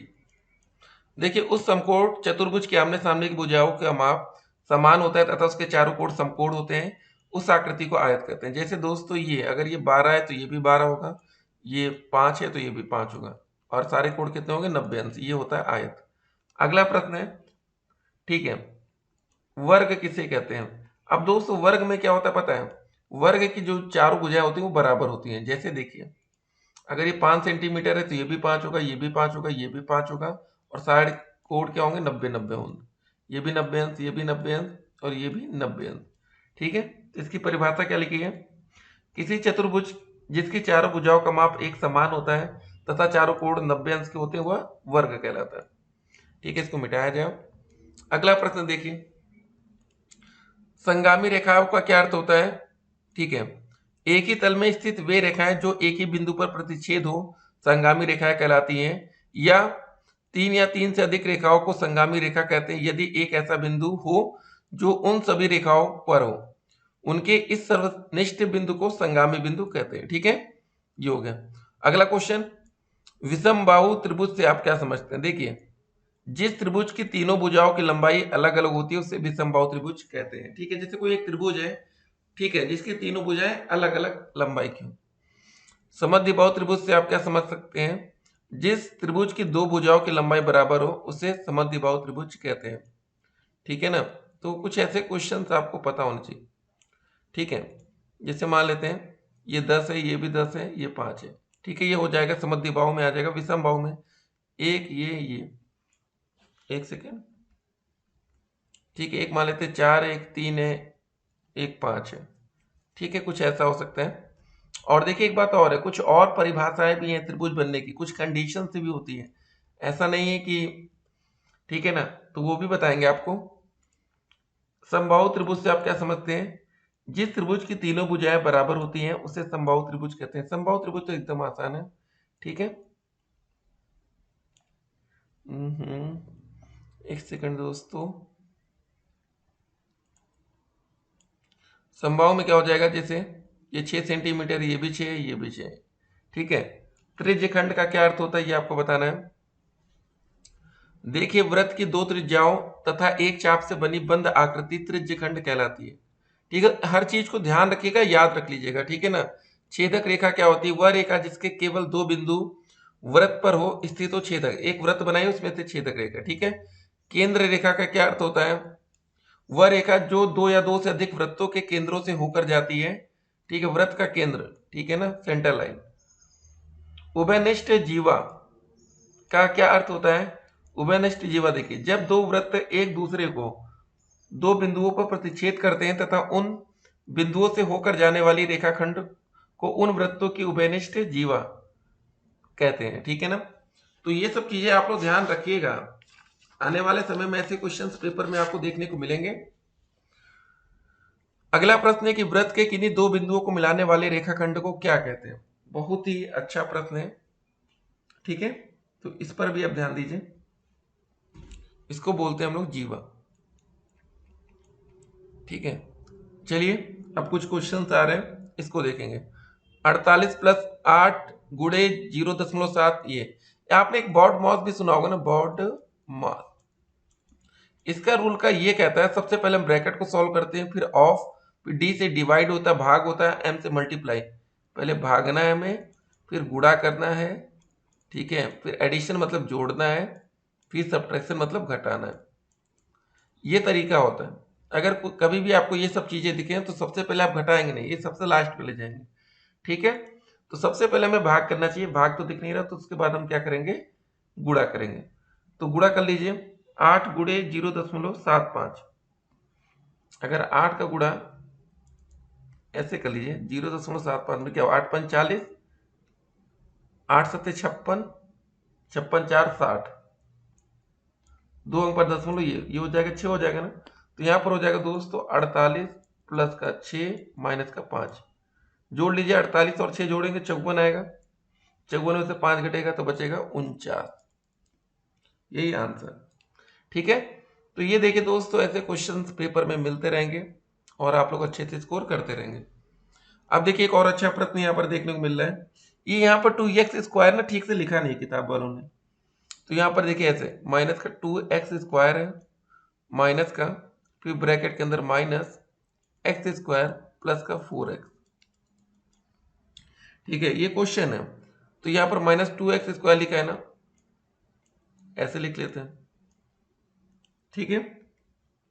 अब ये वाला जो माइनस अंदर ब्रैकेट खुलेगा तो क्या हो जाएगा? प्लस हो जाएगा, प्लस x²। अब ये वाला माइनस यहाँ माइनस से मल्टीप्लाई होगा, माइनस का 4x, ठीक है। इसको सॉल्व करिए, -2x² में से एक x² घटेगा तो कितना बचेगा?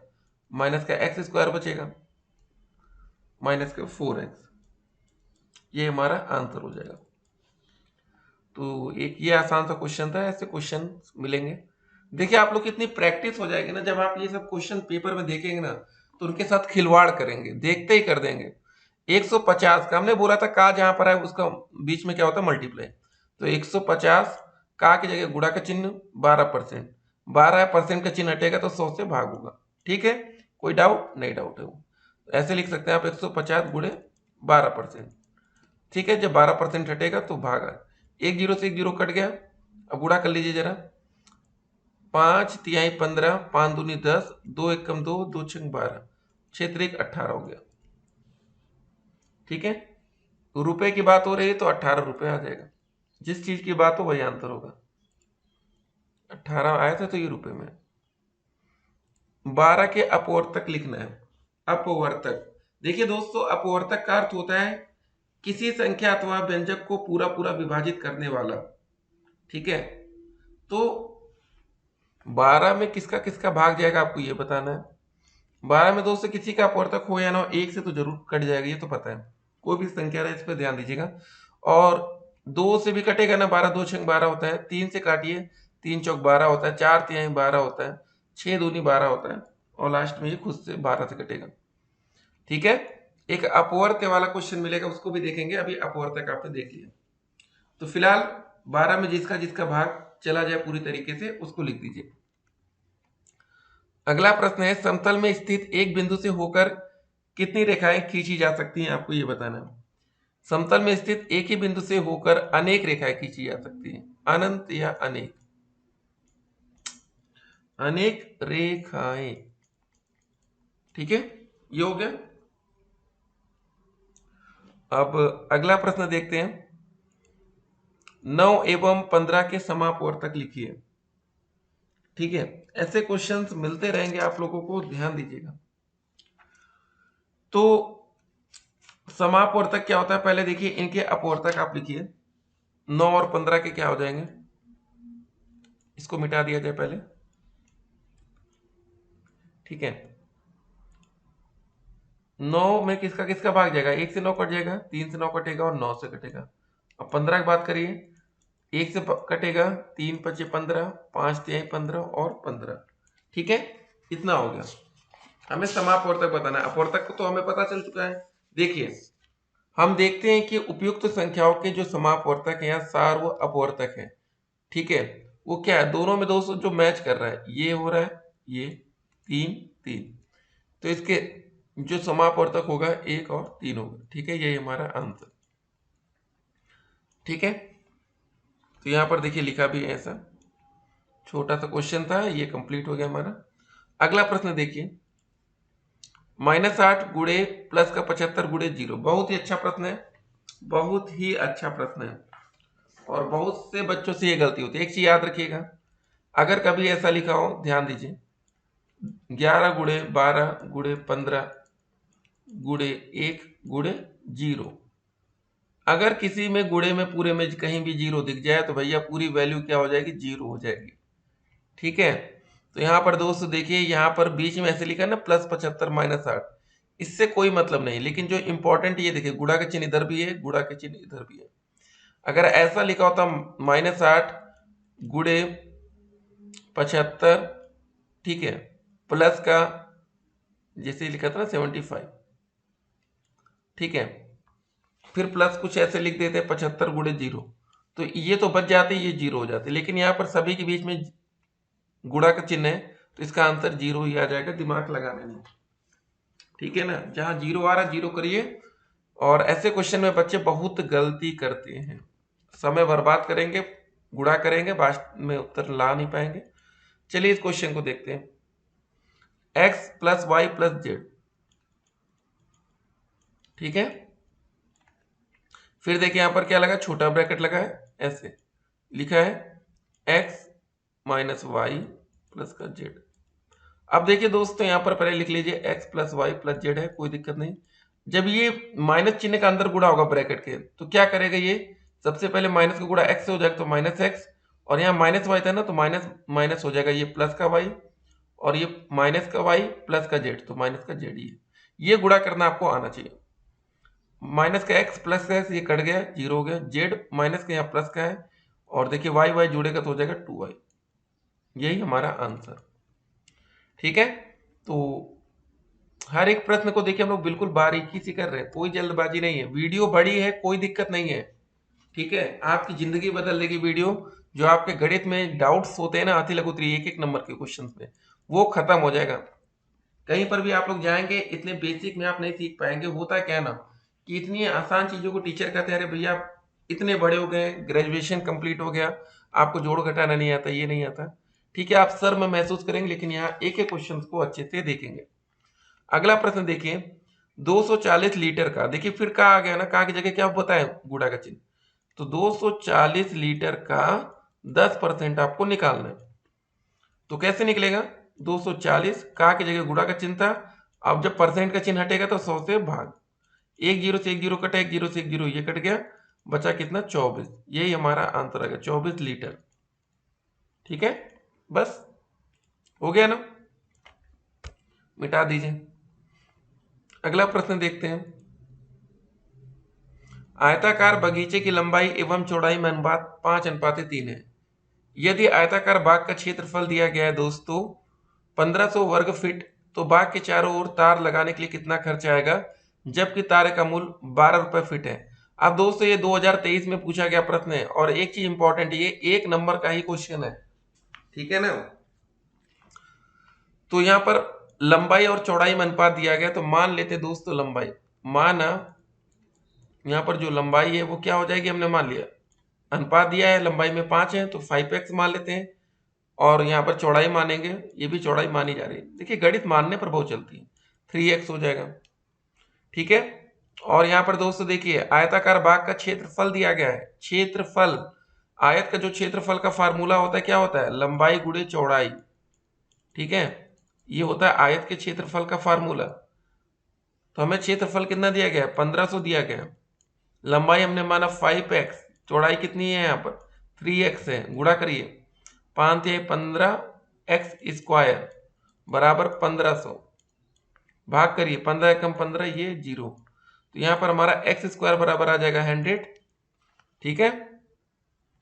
तो यहाँ से x का जब मान निकलेगा स्क्वायर ये हटेगा तो इधर अंडर रूट हो जाएगा 100। तो यहाँ पर दोस्तों मान कितना आ जाएगा 10, ठीक है। ये x का मान हमें 10 मिल गया। तो अब हमें लंबाई निकालनी है, तो कैसे निकल जाएगा, हमने लंबाई क्या माना था 5x माना था, x का मान कितना आ गया 10 आ गया। तो 5 × 10 करेंगे तो हो जाएगा 50। सब कुछ किस में दिया गया है, फिट में। तो 50 फीट हो जाएगी हमारी लंबाई, ठीक है। उसके बाद जब चौड़ाई निकालना रहेगा हमने क्या माना 3x, तो 3x तो 3 × 10 हो जाएगा 30 फीट, ठीक है। ये लिख लीजिए। हमें निकालना क्या है दोस्तों, बाग के चारों ओर तार लगाने के लिए कितना खर्च आएगा, तो हमें इसका परिमाप निकाल लेंगे, बात खत्म, ठीक है। और कुछ नहीं करना है। तो तार की लंबाई बराबर आयत का परिमाप हो जाएगा। यहाँ पर दोस्तों देखिए लिखा है अभी, तार की लंबाई आयत का परिमाप, ठीक है। जो आयत का परिमाप का फार्मूला होता है वो क्या होता है पता है, 2 ब्रैकेट में लंबाई प्लस चौड़ाई, ठीक है। तो यहाँ हमें पता चल गया 2 लंबाई कितनी हमारी आई है अभी 50 आई है, चौड़ाई कितनी आई है 30 आई है, ठीक है। 50 30 हो गया 80, 80 × 2 हो जाएगा 160, ठीक। तो ये आ गया हमारा इसका परिमाप 160 आ गया, 160 आ गया परिमाप। जब हमें परिमाप पता चल चुका है तो अब हमें निकालना क्या है, जबकि तार का मूल्य, खर्च निकालना है तो खर्च बराबर हो जाएगा लंबाई गुणे दर, इसका हमें खर्चा निकालना है, ठीक है। लंबाई 160 गुणे 12 रुपए के हिसाब से खर्चा करना है। तो कर लीजिए 12 0 0, 12 65 12 6 72 का 2 हासिल आया 7, 12 कम 12, 12 7 19, 1920, ठीक है। तो ये क्वेश्चन थोड़ा सा बड़ा, देखिए अब आपको स्मार्टनेस होनी चाहिए आप में। 1 नंबर का जब ये क्वेश्चन दिख जाए तो पहले आप इस प्रश्न को करेंगे नहीं, तुरंत तो बिल्कुल नहीं करेंगे, अगर समय मिलेगा तो करेंगे। इतना बड़ा प्रश्न 1 नंबर के लिए आप परेशान नहीं होना है, ठीक है। ये स्मार्ट बच्चों की पहचान है। अगर आपकी मैथ अच्छी है तो आप इस क्वेश्चन को अटेम्प्ट करेंगे एट द पॉइंट, नहीं तो नहीं करेंगे, छोड़ दीजिए। 25 नंबर का क्वेश्चन पेपर है, आप 1 नंबर के लिए इतना समय अगर आप बर्बाद करेंगे तो ठीक बात नहीं है, ठीक है ना। या आपकी प्रैक्टिस अच्छी होगी तो ये क्वेश्चन आप 2 मिनट में भी कर सकते हैं वहां पर एग्जाम टाइम में। अगला प्रश्न देखते हैं। एक बगीचे की लंबाई 115 मीटर तथा चौड़ाई 45 मीटर है, तो बगीचे को चारों ओर घेरने के लिए कितने मीटर की आवश्यकता होगी। दोस्तों देखिए सिंपल सा है, हमें लंबाई पता है, चौड़ाई पता है, घेरने के लिए जब निकालने की बात आ जाए तो आप इसका परिमाप निकाल दीजिए। परिमाप, बगीचे की लंबाई है तो आयत के हिसाब से मानिए तो 2 ब्रैकेट में लंबाई कितनी हो जाएगी 115, चौड़ाई हो जाएगी 45, जोड़ लीजिए 45 में 115 जोड़ेंगे 2 × 160 हो जाएगा, आ जाएगा 320 मीटर, ठीक है। ये हमारा आंसर हो जाएगा। तो ये क्वेश्चन देखिए, ठीक है, ऐसे क्वेश्चंस मिले। अति लघु उत्तरी का प्रश्न देखिए 13 - 8 × 2 + का 3। हमने क्या बोला, बॉड माउस से, बॉड माउस लिख लीजिएगा तुरंत अगर आपको समझ में आए तो, हमेशा ये लिखते रखिए, बॉड मास, बॉड मास, बॉड मास, जो भी मन करे लिखिए, ठीक है। सबसे पहले हमें भाग करना होता है, फिर गुणा, भाग का चिन्ह है नहीं तो गुणा कर लेंगे, 8 दूनी 16 प्लस का 3 लिखा है 13 माइनस ऐसे 13 और 3 जोड़ेंगे हो जाएगा 16 - 16 बराबर हो जाएगा आपका 0, ये 16 लिखा है, ठीक है। ये क्वेश्चन भी हो गया हमारा। अभी देखिए दोस्तों, जब हम लोग अपवर्तक का सवाल लगा रहे थे वहां हमने बोला था एक अपवर्त का सवाल आएगा, 8 के प्रथम 5 अपवर्त, ये नहीं फिर आपको बताना कि 8 में भैया भाग किसका जाएगा, 1 का जाएगा, 2 का जाएगा, 4 का जाएगा, 8 का, ये नहीं, ये अपवर्तक है। अब अपवर्त निकालना रहता है तो पता क्या करते हैं, जैसे 8 का निकालना है तो 8 में सबसे पहले हम क्या करेंगे, 1 से गुणा कर देंगे, फिर 8 में 2 से गुणा कर देंगे, 8 में 3 से गुणा कर देंगे, 8 में 4 से कर देंगे, 8 में 5 से कर देंगे। ज़्यादा भी गुणा नहीं करना, तो हो जाएगा पहला 8, 16, 24, 32, 40। ठीक है, प्रथम 5 करने तो वही 8, 16, 32, जैसे 8 का पहाड़ा होता है ना, पहले 24 आएगा ना, फिर 32, फिर 40, ये कर दीजिएगा। हो गया, चलिए मिटाया जाए इसको। तो धीरे धीरे दोस्तों हम लोग अंतिम क्वेश्चन की तरफ आगे बढ़ रहे हैं। वीडियो ज़्यादा बड़ी नहीं होगी, परेशान मत होइएगा बस। ठीक है, आज से आपकी ये अति लघु उत्तरी की वीडियो देखने की टेंशन भी खत्म होगी। सिर्फ ये इतनी आसान वीडियो नहीं, आप सोच रहे होंगे कि भैया एक वीडियो इतनी बड़ी हो रही, तो सारी टेंशन भी आपकी खत्म कर देगा ना ये फायदा है। अगला प्रश्न क्या है, 13 माइनस ये वाला क्वेश्चन तो हो चुका है हमारा, ये भी हो गया। अगला प्रश्न देखिए, 3abc माइनस 2ab स्क्वायर है ये दोस्तों। ठीक है ना, तो ये एग्जामिनर भाई जो लिखने वाले दोस्तों से टाइप राइटिंग में थोड़ी दिक्कत हुई है, तो चलिए इसको लिखते हैं। पहले लिखा है हमारा 3abc माइनस का 2ab स्क्वायर माइनस का 5abc फिर प्लस का 3ab स्क्वायर। अब दोस्तों देखिए, जिसकी घात 2 है उसको यहाँ पर ऐसे ऐसे ध्यान दीजिए उनको, और जिनमें घात नहीं, जैसे 3abc और 5abc, तो घटेगा जुड़ेगा भाई जिसका भाई सेम होगा देखने में, ये नहीं कि इसमें ये घटा जोड़ दें, ऐसा नहीं होगा। 3abc में जब 5abc घटेगा तो क्या बचेगा, यहाँ पर माइनस का बचेगा 2abc। और दोस्त यहाँ पर देखिए, यहाँ पर 3ab स्क्वायर में से माइनस का 2 एक घटेगा तो बचेगा प्लस का ab स्क्वायर। ठीक है, ये बचेगा ना, या इसको आप ऐसे लिख लीजिएगा, एक सेकंड, 3abc में से 5 है ना, ठीक है, तो जब ये घटेगा तो -2abc बचेगा, कोई दिक्कत नहीं। हाँ, अब इसको बढ़िया से लिख लीजिए, यहाँ पर आ जाएगा हमारा ab स्क्वायर पहले कर दीजिएगा, माइनस का 2abc बाद में कर दीजिए, ये हमारा आंसर हो जाएगा। ठीक है, तो ऐसे क्वेश्चंस पेपर में आते रहेंगे, आप लोग तैयारी करते रहिए। ठीक है, आंसर हो गया। एग्जामिनर को ऐसे बढ़िया आंसर दिखा दिया करिए। कभी कभी क्या होता है, कुछ बच्चे होशियार होते हैं, जोड़ घटा नहीं पाए, अपने आगे पीछे से आंसर देख लिया वही लिख दिया, नंबर मिल जाता है। ठीक है, तल पर स्थित किन्हीं दो बिंदुओं से होकर जाने वाली कितनी रेखाएं खींची जा सकती हैं। अब जब दो बिंदु से होकर जाएगी कोई रेखा तो मैक्सिमम रेखाओं की संख्या 1 होगी। ठीक है ना, याद रखिए। किसी वृत्त के व्यास और त्रिज्या के संबंध को लिखिए। व्यास और त्रिज्या पता है ना, व्यास और त्रिज्या, व्यास का फार्मूला होता है व्यास बराबर 2 गुणे त्रिज्या, ये एक तरह से फार्मूला पूछ लिया आपसे। ठीक है, ये हो गया। 15 के अभाज्य गुणनखंड लिखिए।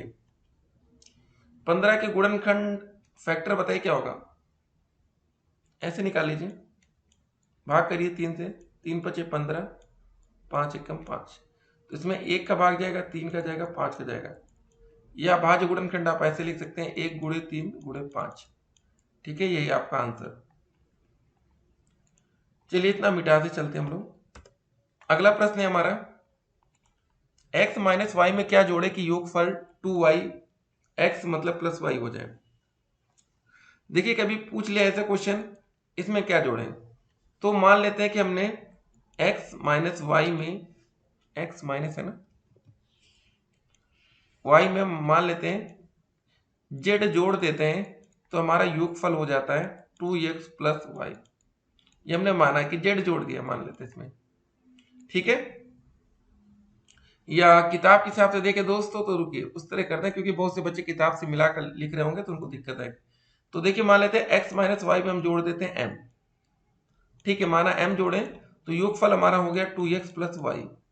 ठीक है, तो बस अब इसको सॉल्व कर लीजिए, तो m बराबर हो जाएगा 2x प्लस वाई है, ये x माइनस वाई उधर जाएगा, अगर x इधर आएगा राइट हैंड साइड में तो माइनस में हो जाएगा, y पहले माइनस में तो अब ये प्लस में हो जाएगा, बस हो गया।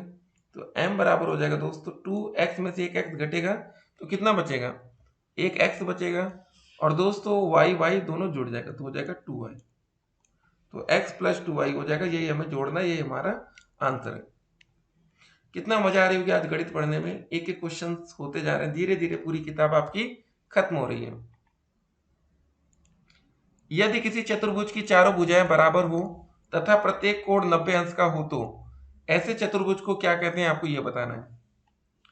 तो यदि किसी चतुर्भुज की चारों भुजाएं बराबर है तथा प्रत्येक कोण 90 अंश का हो तो वह चतुर्भुज वर्ग कहलाता है। हमने आपको बताया था ना अभी थोड़ी देर पहले, वर्ग में कंडीशन क्या बताई थी हमने, इसकी चारों भुजाएं क्या होंगी, बराबर। अगर ये 5 सेंटीमीटर है तो ये भी 5 ही होगी, ये भी 5 होगी और ये भी 5 होगी, और प्रत्येक कोण कितने का होगा, 90 अंश। ये भी 90 अंश का होगा, ये भी 90 अंश का होगा, ठीक है। ये भी कोण और ये भी कोण कितने अंश का होगा, 90 90, ठीक है।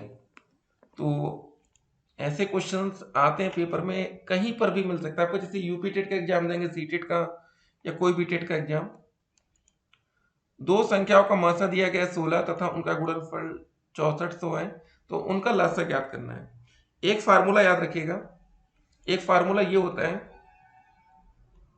लसाअ गुणे मसाअ बराबर होता है पहली संख्या गुणे दूसरी संख्या, या आप ये कह सकते हैं दोनों संख्याओं का गुणनफल होता है, ठीक है।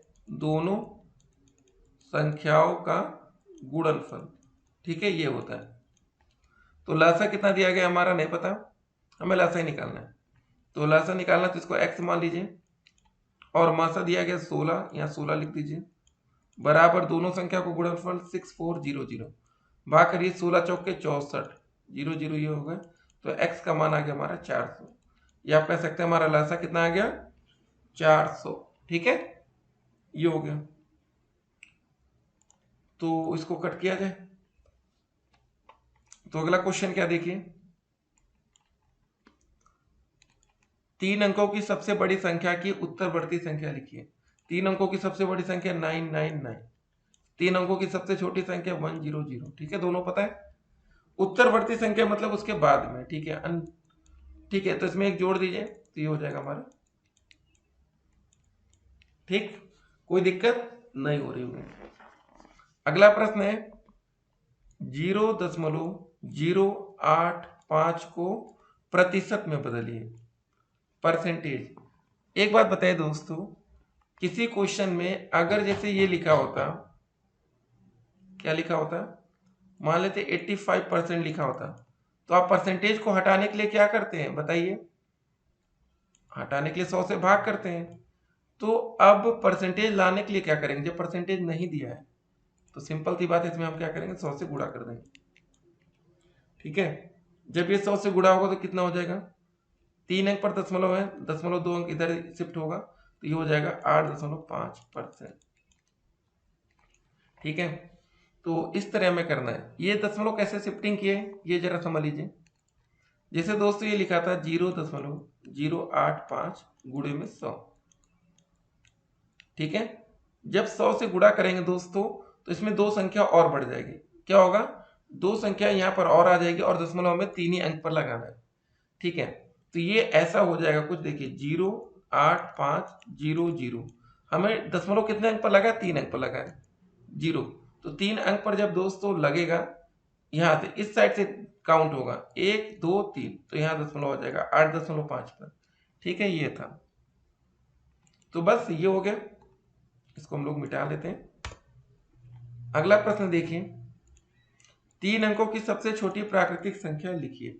अभी हमने आपको बता दिया था सबसे छोटी प्राकृतिक संख्या 100, 100 हो जाएगी। अगला प्रश्न है 35 सेंटीमीटर व्यास वाले वृत्त का परिमाप ज्ञात कीजिए। ये दोस्तों क्वेश्चन 2019 में पूछे गए हैं, ठीक है ना। एक वृत्त है जिसका व्यास कितना दिया गया है, 35 सेंटीमीटर। चलिए वृत्त बना के आपको दिखा देते हैं, ठीक है। ये वृत्त बन गया,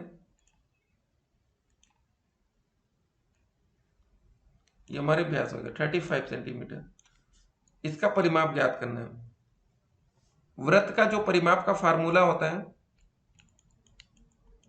क्या होता है पता है आपको, 2πr।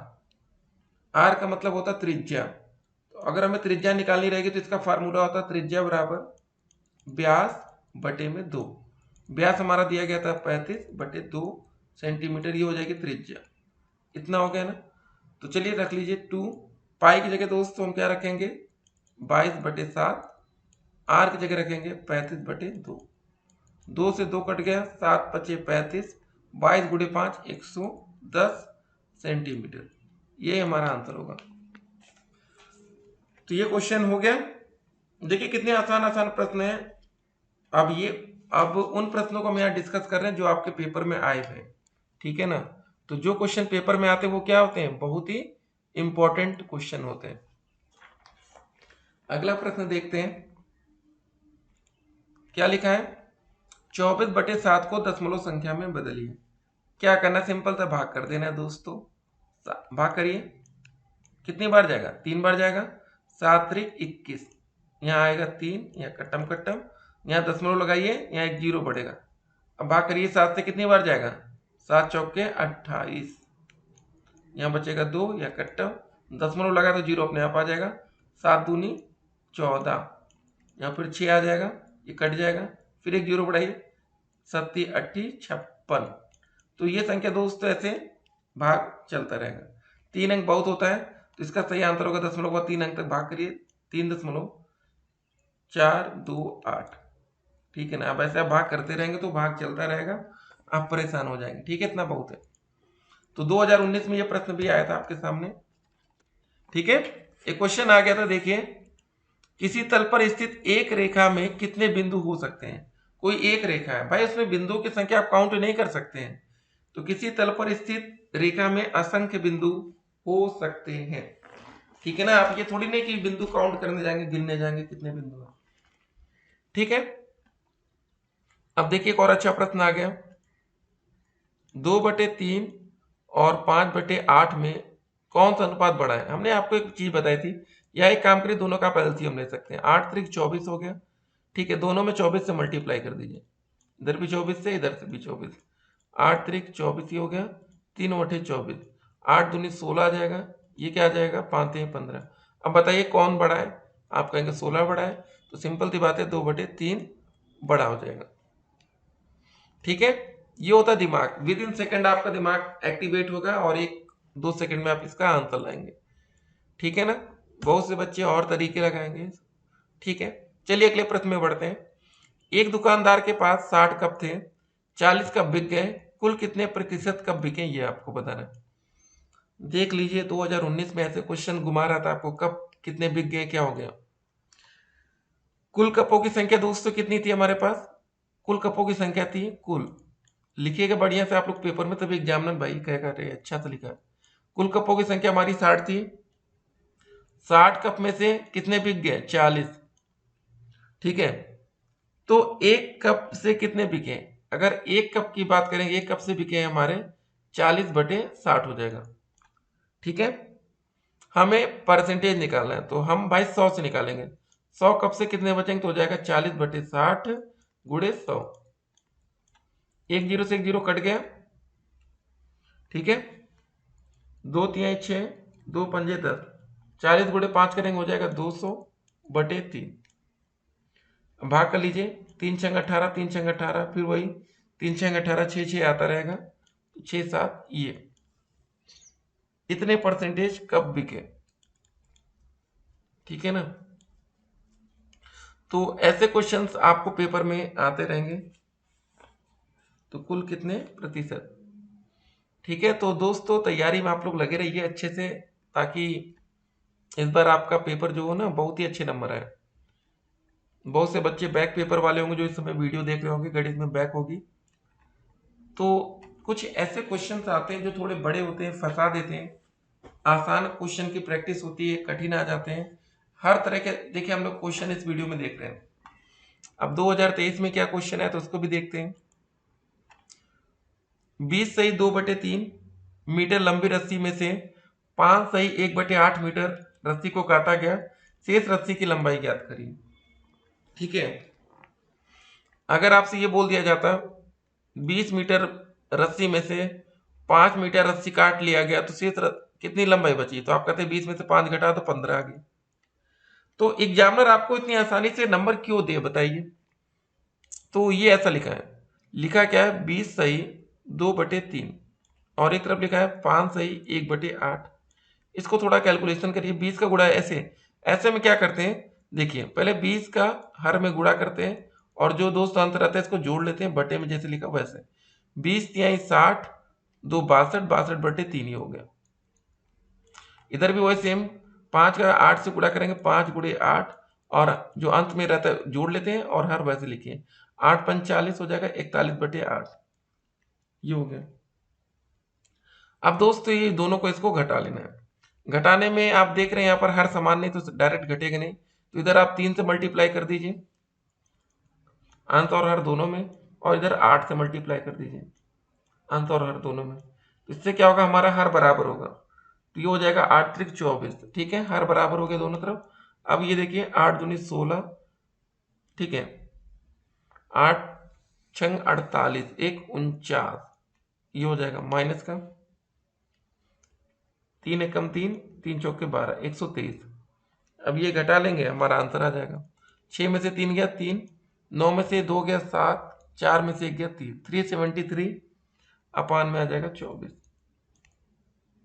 ठीक है, था सिर्फ घटाना, लेकिन एग्जामिनर आपको भैया इतने आसानी से नंबर नहीं देगा। ठीक है, वही हमने बोला ना, अगर यहाँ पर दिया गया होता 20 मीटर लंबी रस्सी में से 5 मीटर को काट दिया गया, कितनी बची, तो आप कहते सर जी 20 - 5 कर दो 15 मीटर।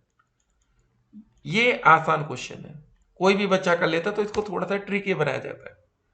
अगला प्रश्न देखिए, किसी गांव में पुरुषों की संख्या दी गई है, महिलाओं की संख्या इतनी है, ज्ञात कीजिए पुरुषों की संख्या महिलाओं की संख्या से कितनी अधिक है। अब देखिए दोस्तों, क्वेश्चन ये दिया होता है किसी गांव में पुरुषों की संख्या 100 है और महिलाओं की संख्या 50 है, तो आप क्या करते, 100 में से 50 घटा देते, कहते सर जी 50 अधिक है। ठीक है, करना वही है, करना वही है, लेकिन एग्जामिनर नंबर आसानी से नहीं देना चाहता, तो दे दिया कि पुरुषों की संख्या यहाँ पर है 6xy प्लस का 5y² माइनस का 8z, ये पुरुष की संख्या है। महिलाओं की संख्या कितनी है, ये लिख लीजिए। महिलाओं की संख्या दोस्तों 2x प्लस का xy, ठीक है, माइनस का 2y।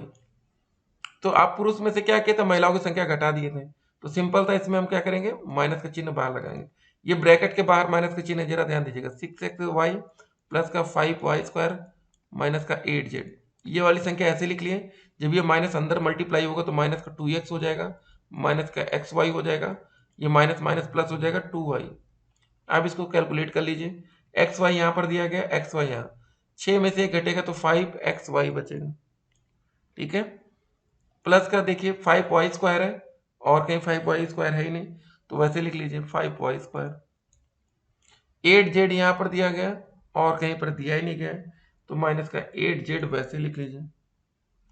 ठीक है, उसके बाद दोस्तों माइनस का 2x वैसे ही आ जाएगा और प्लस का 2y वैसे ही आ जाएगा। जब कुछ दिया ही नहीं तो कैसे घटेगा ना, सिंपल, तो ये आंसर हो जाएगा। ठीक है, तो ये क्वेश्चन भी आपके पेपर में पूछा गया था। देख लीजिए, एग्जामिनर इतना होशियार है तो आपको भी होशियार बनना पड़ेगा। अगला प्रश्न देखिए, दशमलव संख्या को जोड़ना है। कोई बहुत बड़ा क्वेश्चन नहीं है, डरने वाली बात नहीं कि जोड़ना है, अरे भाई जोड़ना है, अरे सिंपल था, मल्टीप्लाई करना, मल्टी नहीं एडिशन करना है। लिखा था 51.3। दूसरा दोस्तों लिखा था दशमलव के नीचे दशमलव रहेगा, बस ये सबसे इंपॉर्टेंट लाइन है।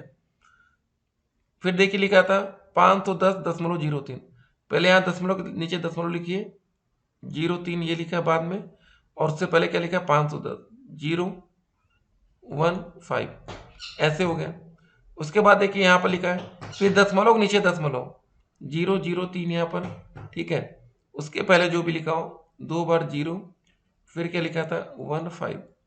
खाली आप ये ध्यान दीजिएंगे, यहाँ पर भी दशमलव नीचे दशमलव रहेगा, 1 2 3 0 है, फिर 3, उसके पहले क्या लिखा है 1 लिखा है, फिर क्या लिखा है 3 0 पहले, 1 2 3 5, कोई दिक्कत नहीं है।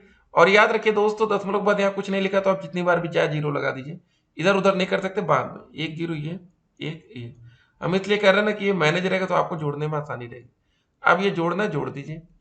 सबसे पहले कुछ नहीं दिख रहा, 3 दिख रहा है, यहाँ पर भी 3 दिख रहा है, यहाँ पर भी दोस्तों 3 दिख रहा है, और यहाँ पर भी 3 दिख रहा है। इतना हो गया, ठीक है। उसके बाद देखिए दोस्तों, 1 1 2 हो गया, 5 1 6 हो गया, 5 1 6 हो गया, 5 हो गया, 5 हो गया, 5 5 6 6 2 दशमलव 3 3 3 3। ये कितना आसानी से जोड़ लिया, खाली आपको ध्यान देना था दशमलव नीचे दशमलव रहे, बस आपका दशमलव इधर उधर हल्का सा भाग गया, पूरा मेहनत खत्म। अगला प्रश्न देखिए, अब ये लगभग अंतिम क्वेश्चन है 2023 का, ये रहेगा। तो आज की वीडियो ये पर कंप्लीट होगी। तो अगर अभी तक आप लोग हमारे व्हाट्सएप चैनल से नहीं जुड़े तो नंबर लिख लीजिएगा 87 38 07, ठीक है, 92 16। और जो बच्चे अभी तक भाई इस वीडियो को देख रहे हैं, काबिले तारीफ है, इतनी लंबी वीडियो को अभी तक आपने देखा।